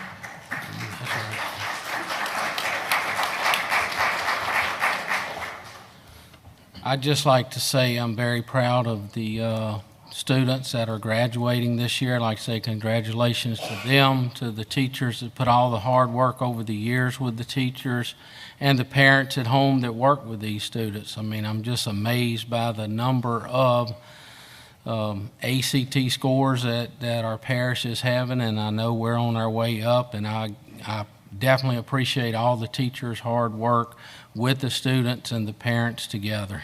Thank y'all. All right, Mr. Moore.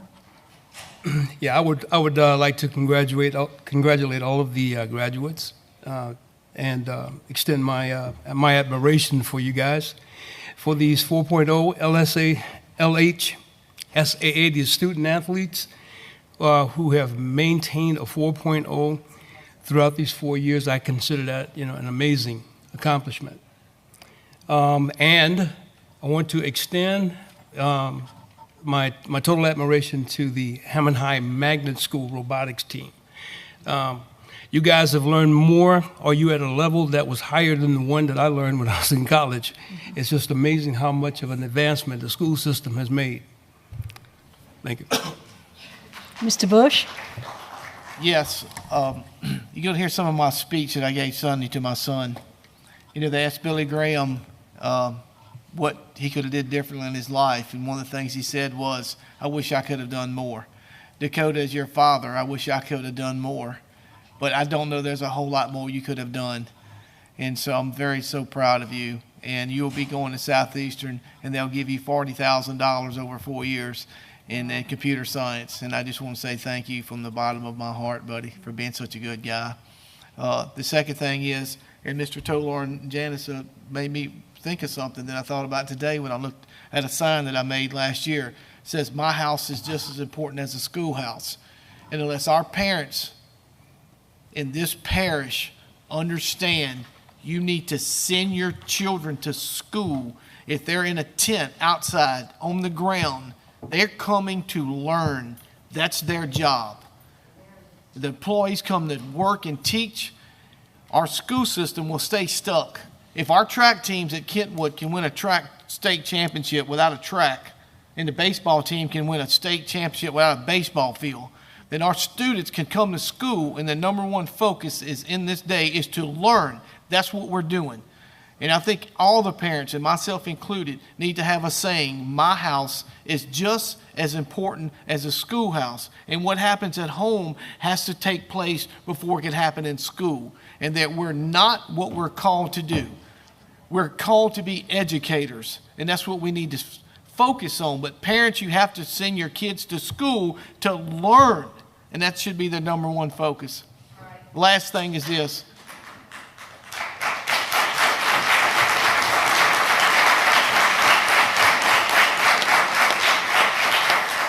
And I'm an ex-educator. I'm not like Miss Silly. I'm not a recovering educator. I'm still having a house full of them, of kids that we're teaching. But the backbone of our system will always be you guys. And you should never be forgotten.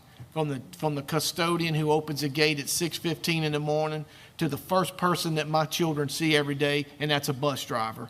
You got an incredible job to do. It's hard. And it's getting harder and harder every year. Our world is falling, our communities and what our kids are being subjected to is incredible.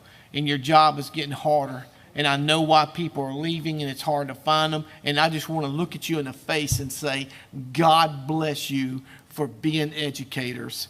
And I say a special prayer every night for our children and our employees. And I know it's hard and I know it's difficult. And I just pray a special blessing on your life. Thank you.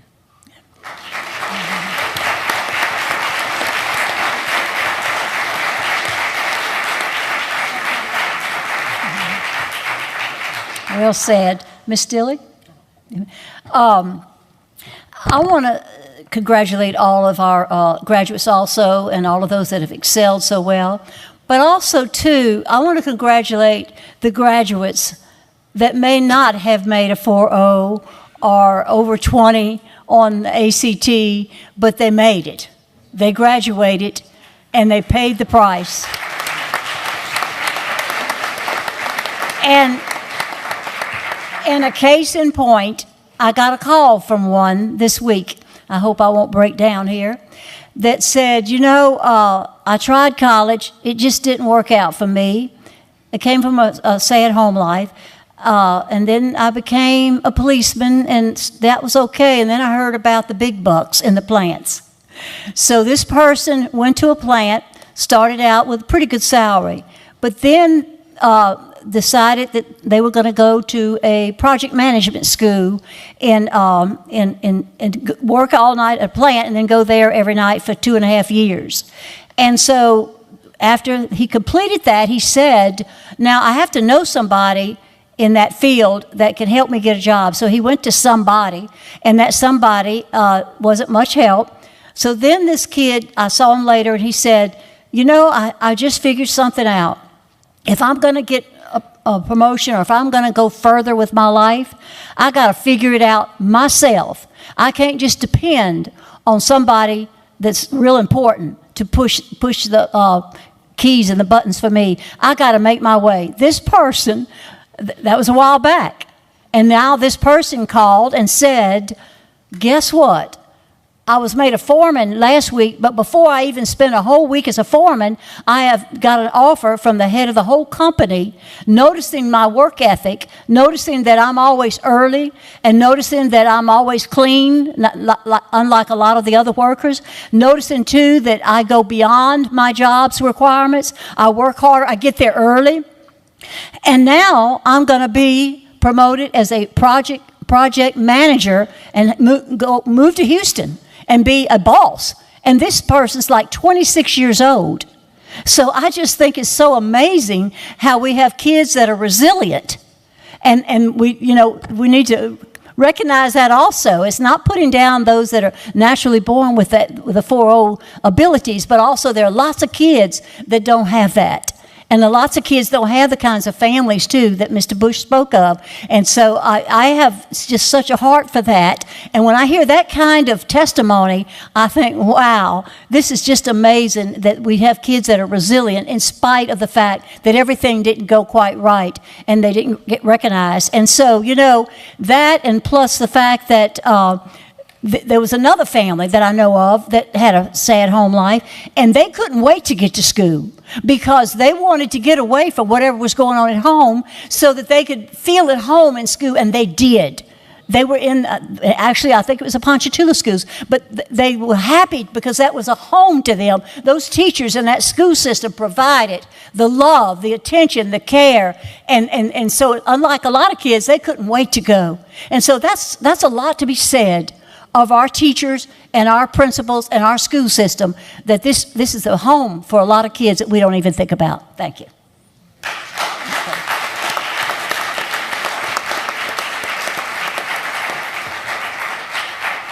All right, we finished personal privilege, and we have executive session, and then we will hear from our people that have public input. And executive session has been promised to be short, right, Ms. Stilley? All right. Okay, so Mr. Duncan, would you read the items in executive session? Move to enter executive session to consider the case of Kayla Thompson versus Tangipahoa Parish School Board and consider the case of Joyce Marie Moore versus Tangipahoa Parish School Board. All right, we'll be right back. All right, on the executive session, the action, Mr. Westmoreland? Yeah, we move to adopt council's recommendations on the Kayla Thompson versus Tangipahoa Parish School Board. Second. And, all right. Do we, Yeah. okay, got the second? Okay, any opposition? Okay, passes. All right, B, I think there's nothing to be, no action. no action. Okay, on the Joyce Moore, no action.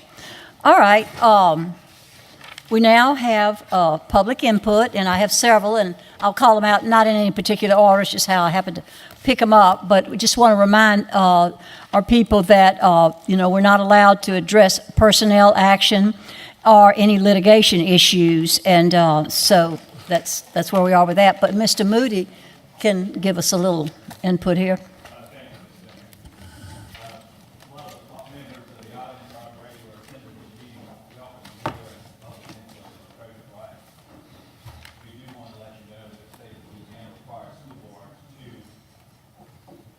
Is it on? To have public input, but the public input that's required of a school board is that public have an opportunity to speak on an agenda item. So before this board takes any vote, people from the public can come up and speak on the issue. This board has elected to expand public input and allow it to members of the community to come up and give input on any topic. But under that framework, they have adopted some rules that we ask everybody that will speak tonight to follow. And one is just to be respectful, to be mindful of the time limits. We also ask that you not mention any person by name or in any way that your comments could be attributed to any particular person. We have to respect the privacy rules of our employees. So this is not the forum where that is to be addressed. One other thing I think most of you understand is that this board does not make decisions with respect to terminations of most employees, and that I think you understand includes the gentleman that you're interested in tonight. So with that, we appreciate your obeying these rules. I don't think we'll have any problem, but if we do find that somebody is not following those rules, we will politely ask you to terminate your comments. Okay, thank you. Okay, thank you, Mr. Moody. And you have 5 minutes, which Ms. Jenkins will time. The first name is Simone Ingram, speaking on school safety. Simone.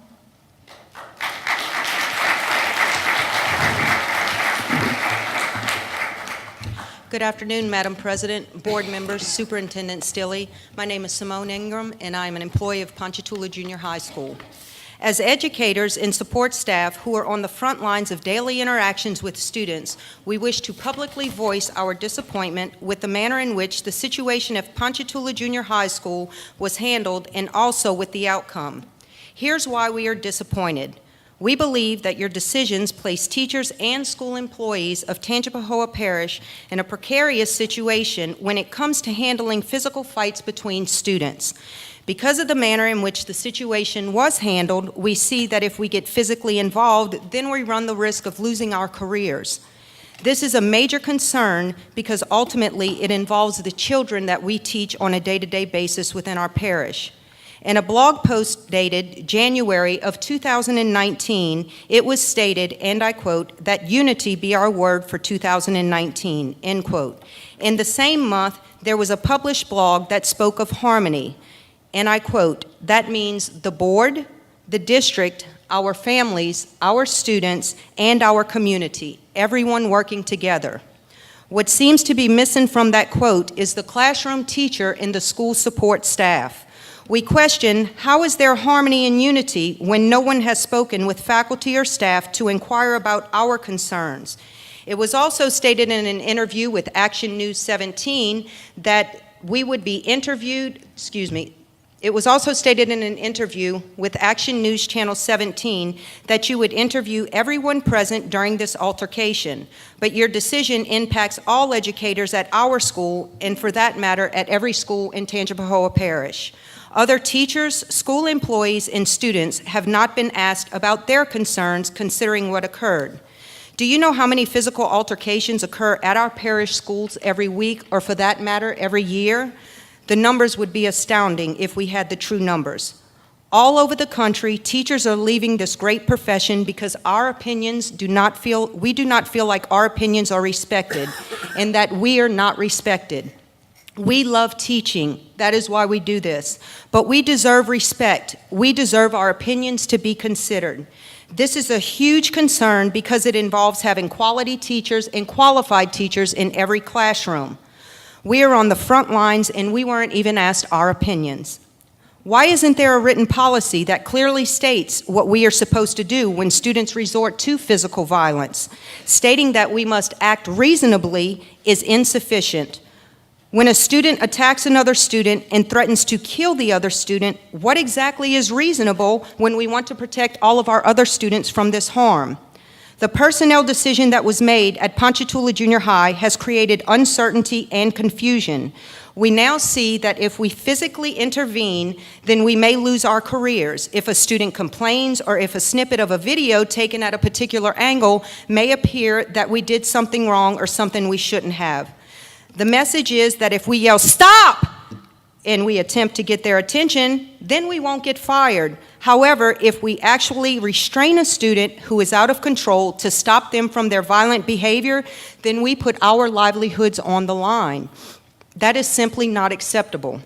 Therefore, with all due respect, we as a faculty of Ponchatoula Junior High School state tonight that we will no longer use physical intervention to prevent a fight.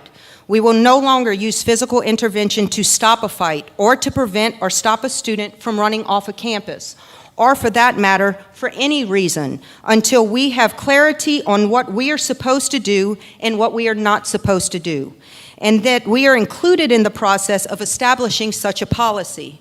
And in closing, I ask with respect, number one, please reflect on the core values that you desire the parish schools to exhibit.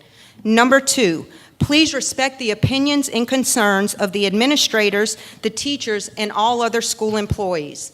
Number three, please put yourself in our shoes as professionals, understand our struggle, and take action to assist us. Number four, please involve us in the process of adopting policies and guidelines which we are expected to do in such situations. And number five, please support us, work with us, not against us. All of which we ask for the benefit of the students who we are responsible for on a daily basis. Thank you.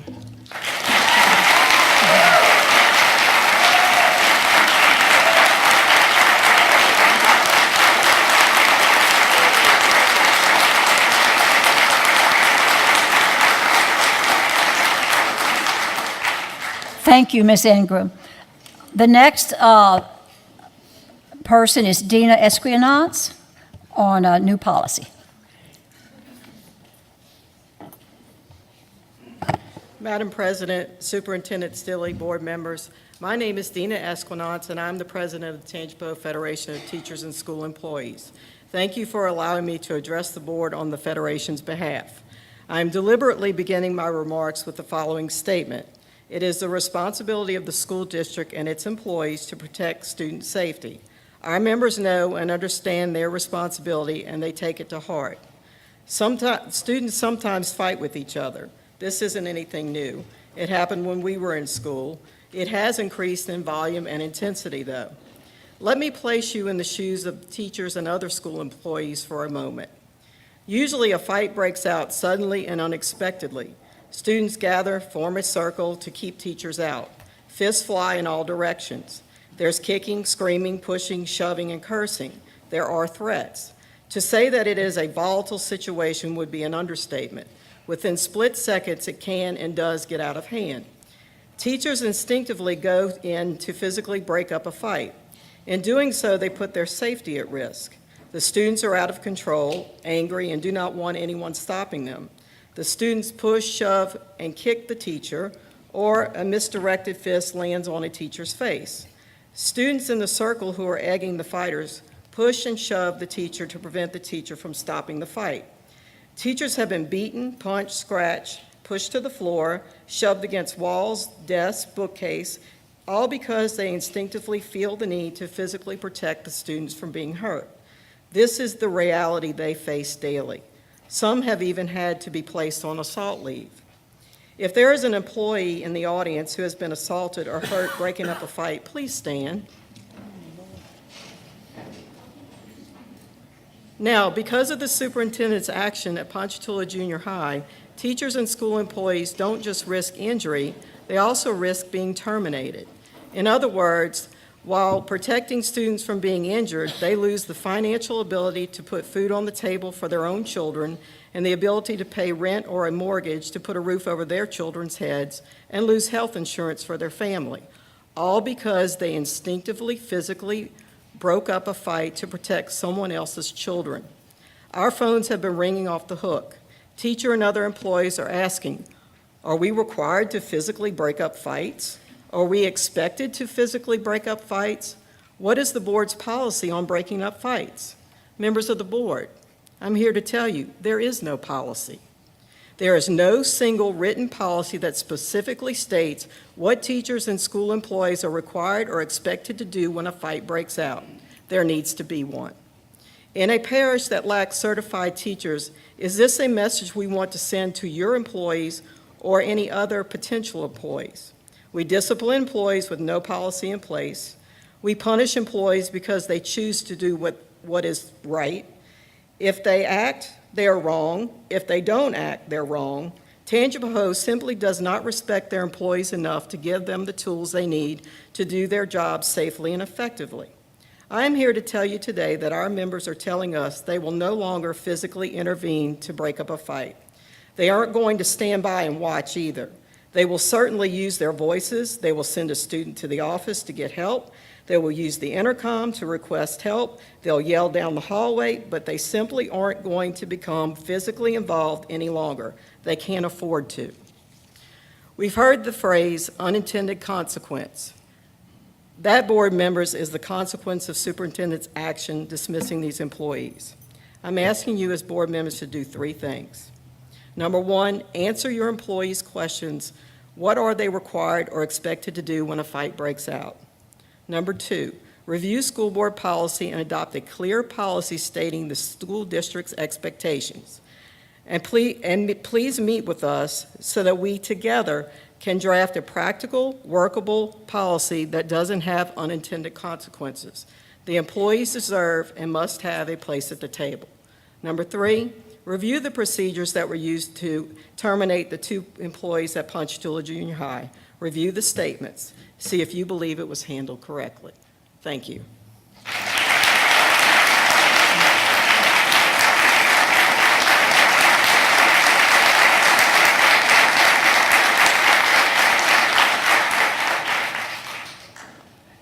Thank you, Ms. Esquinas. The next individual is Melvin McElwee, Sr.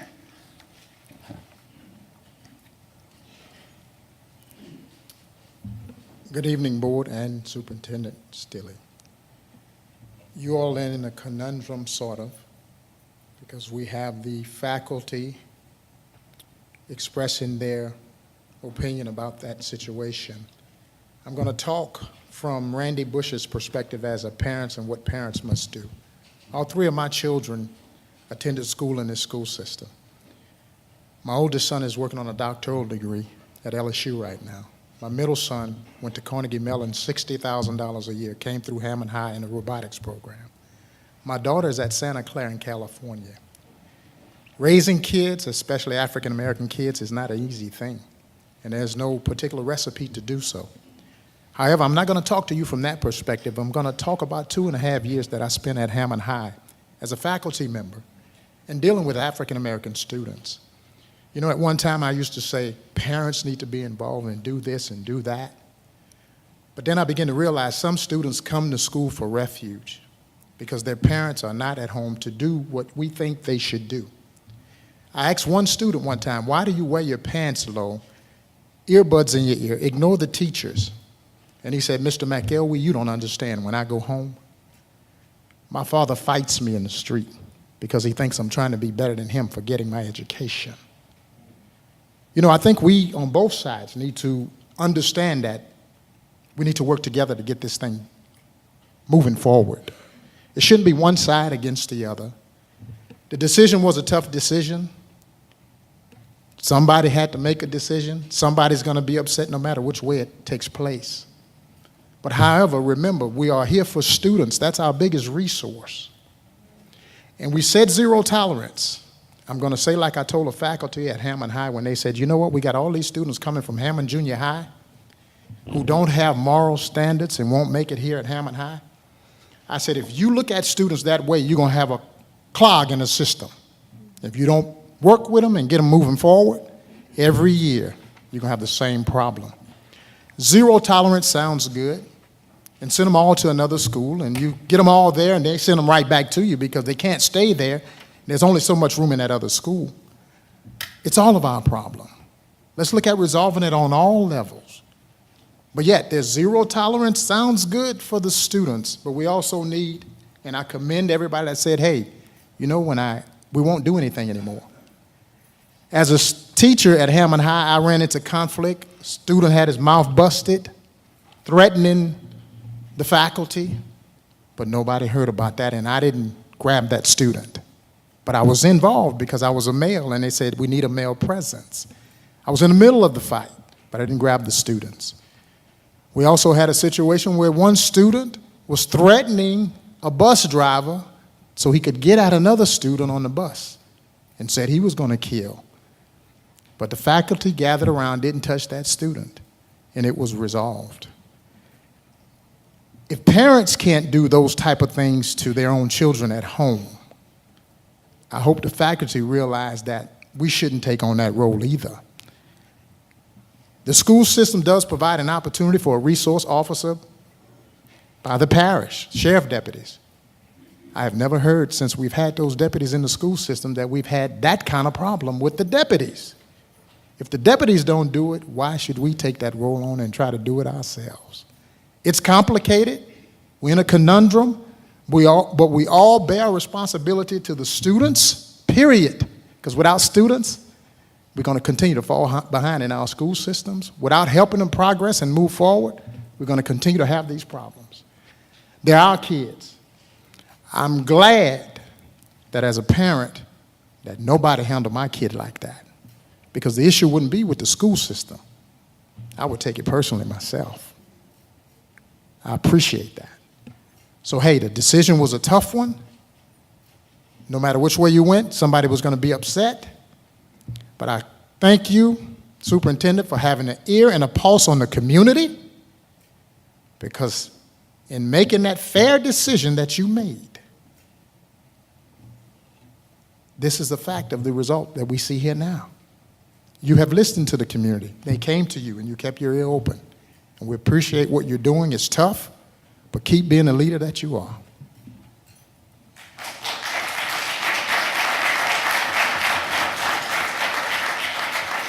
Thank you, Mr. McElwee. The next public input is Jude Pisalata. Did I say it? Huh? Would you say that? Did I do it right? Well, you say it. Pishota. Oh, really? Okay. Yes. Yes. Good, thanks. Thank you. That's easy. Okay, thank you. Thank you guys for having me this evening, allowing me to speak. I would hate to think that Tangi's greatest export is certified teachers.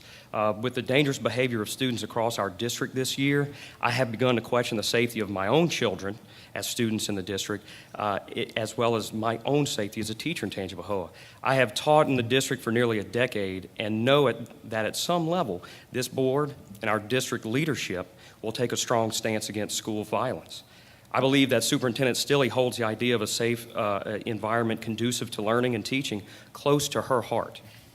And it isn't going, and we're not going to offer mere platitudes only after a high-profile event occurs.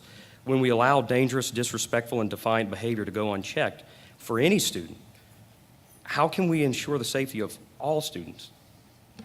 Violence in schools is an attack at the very fabric of our existence as a school system. Policy exists to protect the interests of all stakeholders uniformly and must not be ignored in any instance for any student. I know that policy is based on our concerns for all students and families, not on popular opinion. I firmly believe that the inconsistency with which we apply adopted policy when a policy is present is at the core of the issue. We must stop giving administrators unbridled discretion to enforce adopted board policies. Something as basic as dress code enforcement can have enormous implications on student behavior. The first sentence of the fighting section of our student handbook, page 15, reads, "Provokers or instigators of fights will be handled according to the discretion of the principal or his/her designee." Discretion is a necessary part of any administrator's toolbox. However, when this discretion is inconsistent with the safety of students and employees, dangerous precedents may be set. Discretion for implementing safety rules must be strictly limited, and safety rules must be enforced equitably and consistently. If an administrator is unwilling or unable to do this, place me in that position. If we think about Maslow's hierarchy, safety is only the second most basic need that must be met before a person can be expected or motivated to perform at their highest level. Children have the highest need for safety in our community as they are the most vulnerable to changes in their environment. School violence not only threatens student and teacher safety, it also affects the security that we feel when in those environments. Structure, order, and routine are necessary to provide this safe learning environment for all stakeholders. Thank you very much. I yield the remainder of my time. Thank you.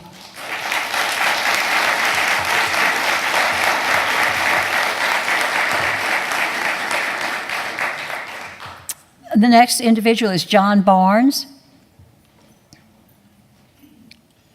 Good evening, Madam President, Superintendent Stilley, members of the board. I only have 5 minutes, so I'm going to go quick here.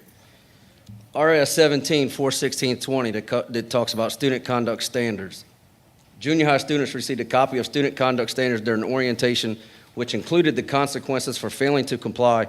Those conduct standards that were communicated also clearly stated the rights afforded to teachers pursuant to RS 17-416-18, which is the Teacher's Bill of Rights. RS 17-416-11. The discipline of pupils and the limitation of liability of school staff and administrators. Teachers' actions were a direct result of a student's actions as a result of a thrown potato chip. This is known fact, we know this. The teachers' actions were allowed and accepted by state law in accordance with their Handle with Care training. These state laws and training have been accepted and adopted by Tangipahoa Parish School Board as standard protocol. They did what they were trained and expected to do by this school board. RS 17-416-18, a Teacher Bill of Rights. A teacher has a right to appropriately discipline students in accordance with this law. Teacher has a right to have his or her professional judgment and discretion respected by this board. Teacher has a right to teach in a safe, secure, orderly environment, free from recognized dangers and hazards. Teacher has the right to be treated with civility and respect. These teachers were prosecuted and persecuted in the court of public opinion and even by a member of this school board in an open statement by a board member during a personal privilege session. RS 17-416-21, physical restraint. Physical restraint shall be used when a student's behavior presents a threat of imminent risk, harm to self or others. Shall be used to the degree necessary to stop said dangerous behavior. Should be used only in a manner that is directly proportionate to the circumstances. We know that's not the case by public record and by video evidence. RS 17-416, zero tolerance policies. Any public school board may adopt and implement a zero tolerance policy. We all know that, and we applaud you for your statement earlier to enforce that. So, Madam President, Ms. Stilley, members of the board, when a student's behavior prevents the orderly instruction of other students or poses an immediate threat to the safety or physical well-being of any student or teacher, then the teacher has the right and protections afforded to them by state law to prevent such. They are not subject to courts of public opinion, opinions and persecutions of those on social media, and certainly should not be prosecuted or persecuted by the very administration who is charged with leading and supporting them. We have a declining culture of absent parents who choose to raise their children through social media and cell phone apps. We have a declining culture of parents who would rather task these educators with their parenting obligation. Our public schools are institutions of learning led by these educators and administrators tasked with teaching our children who desire to learn and succeed. Our children do not want to be distracted by the absence of discipline and rampant disrespect of others. To those parents and children who choose to cause disruptions, I want to encourage and share with you the Tangipahoa Parish School Board 3 core values, but with a minor modification. Be respectful at home first. Be compassionate at home first. Be great at home first. If it starts at home, they will carry it with them outside of the home. I have had a lot of discussion with many members of our community over the last several weeks, and the consensus for many of them is that these teachers were fired for doing their job. I would disagree with that. Their jobs are to teach. They didn't get fired for teaching.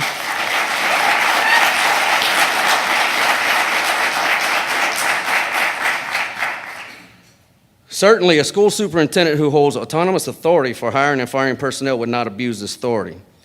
An influenced decision was made to fire them to mitigate the firestorm brewing through sensationalized national and social media attention this incident has received.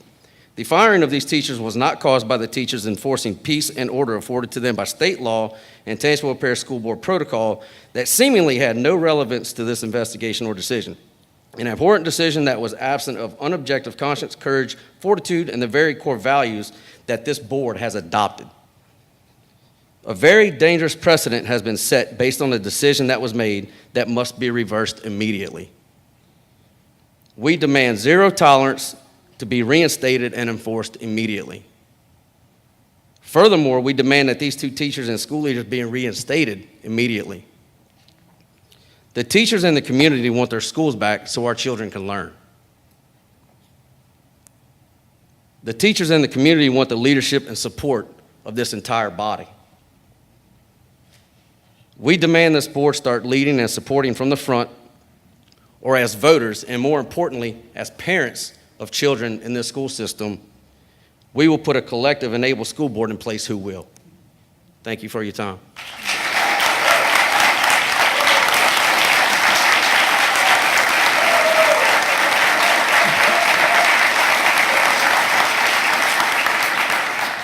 Thank you, Mr. Barnes. The last public input is William Billy Wright.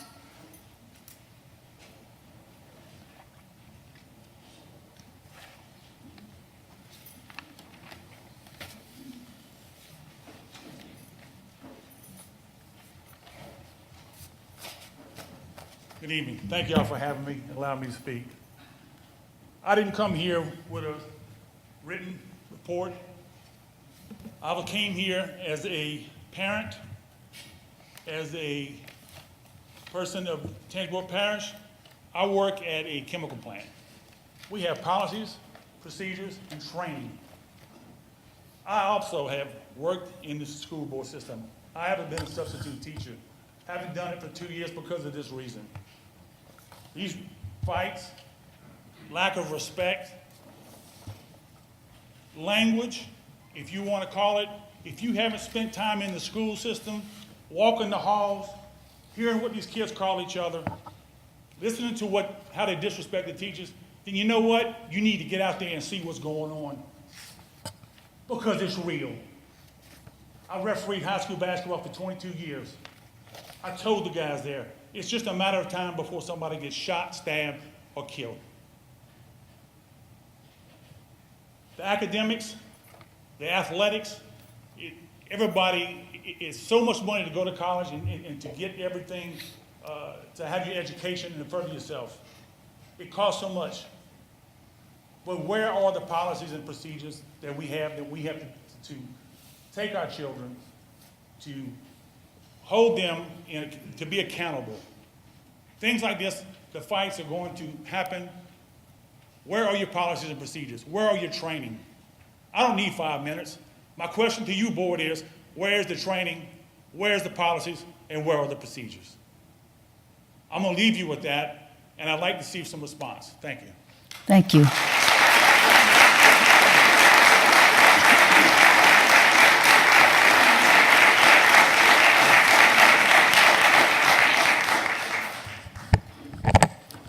Any comments from board members or remarks? Thank you so much for being here. Thank you for your input, and we appreciate the time that you spent here with us, and we appreciate your opinions and take it to heart. Thank you very much.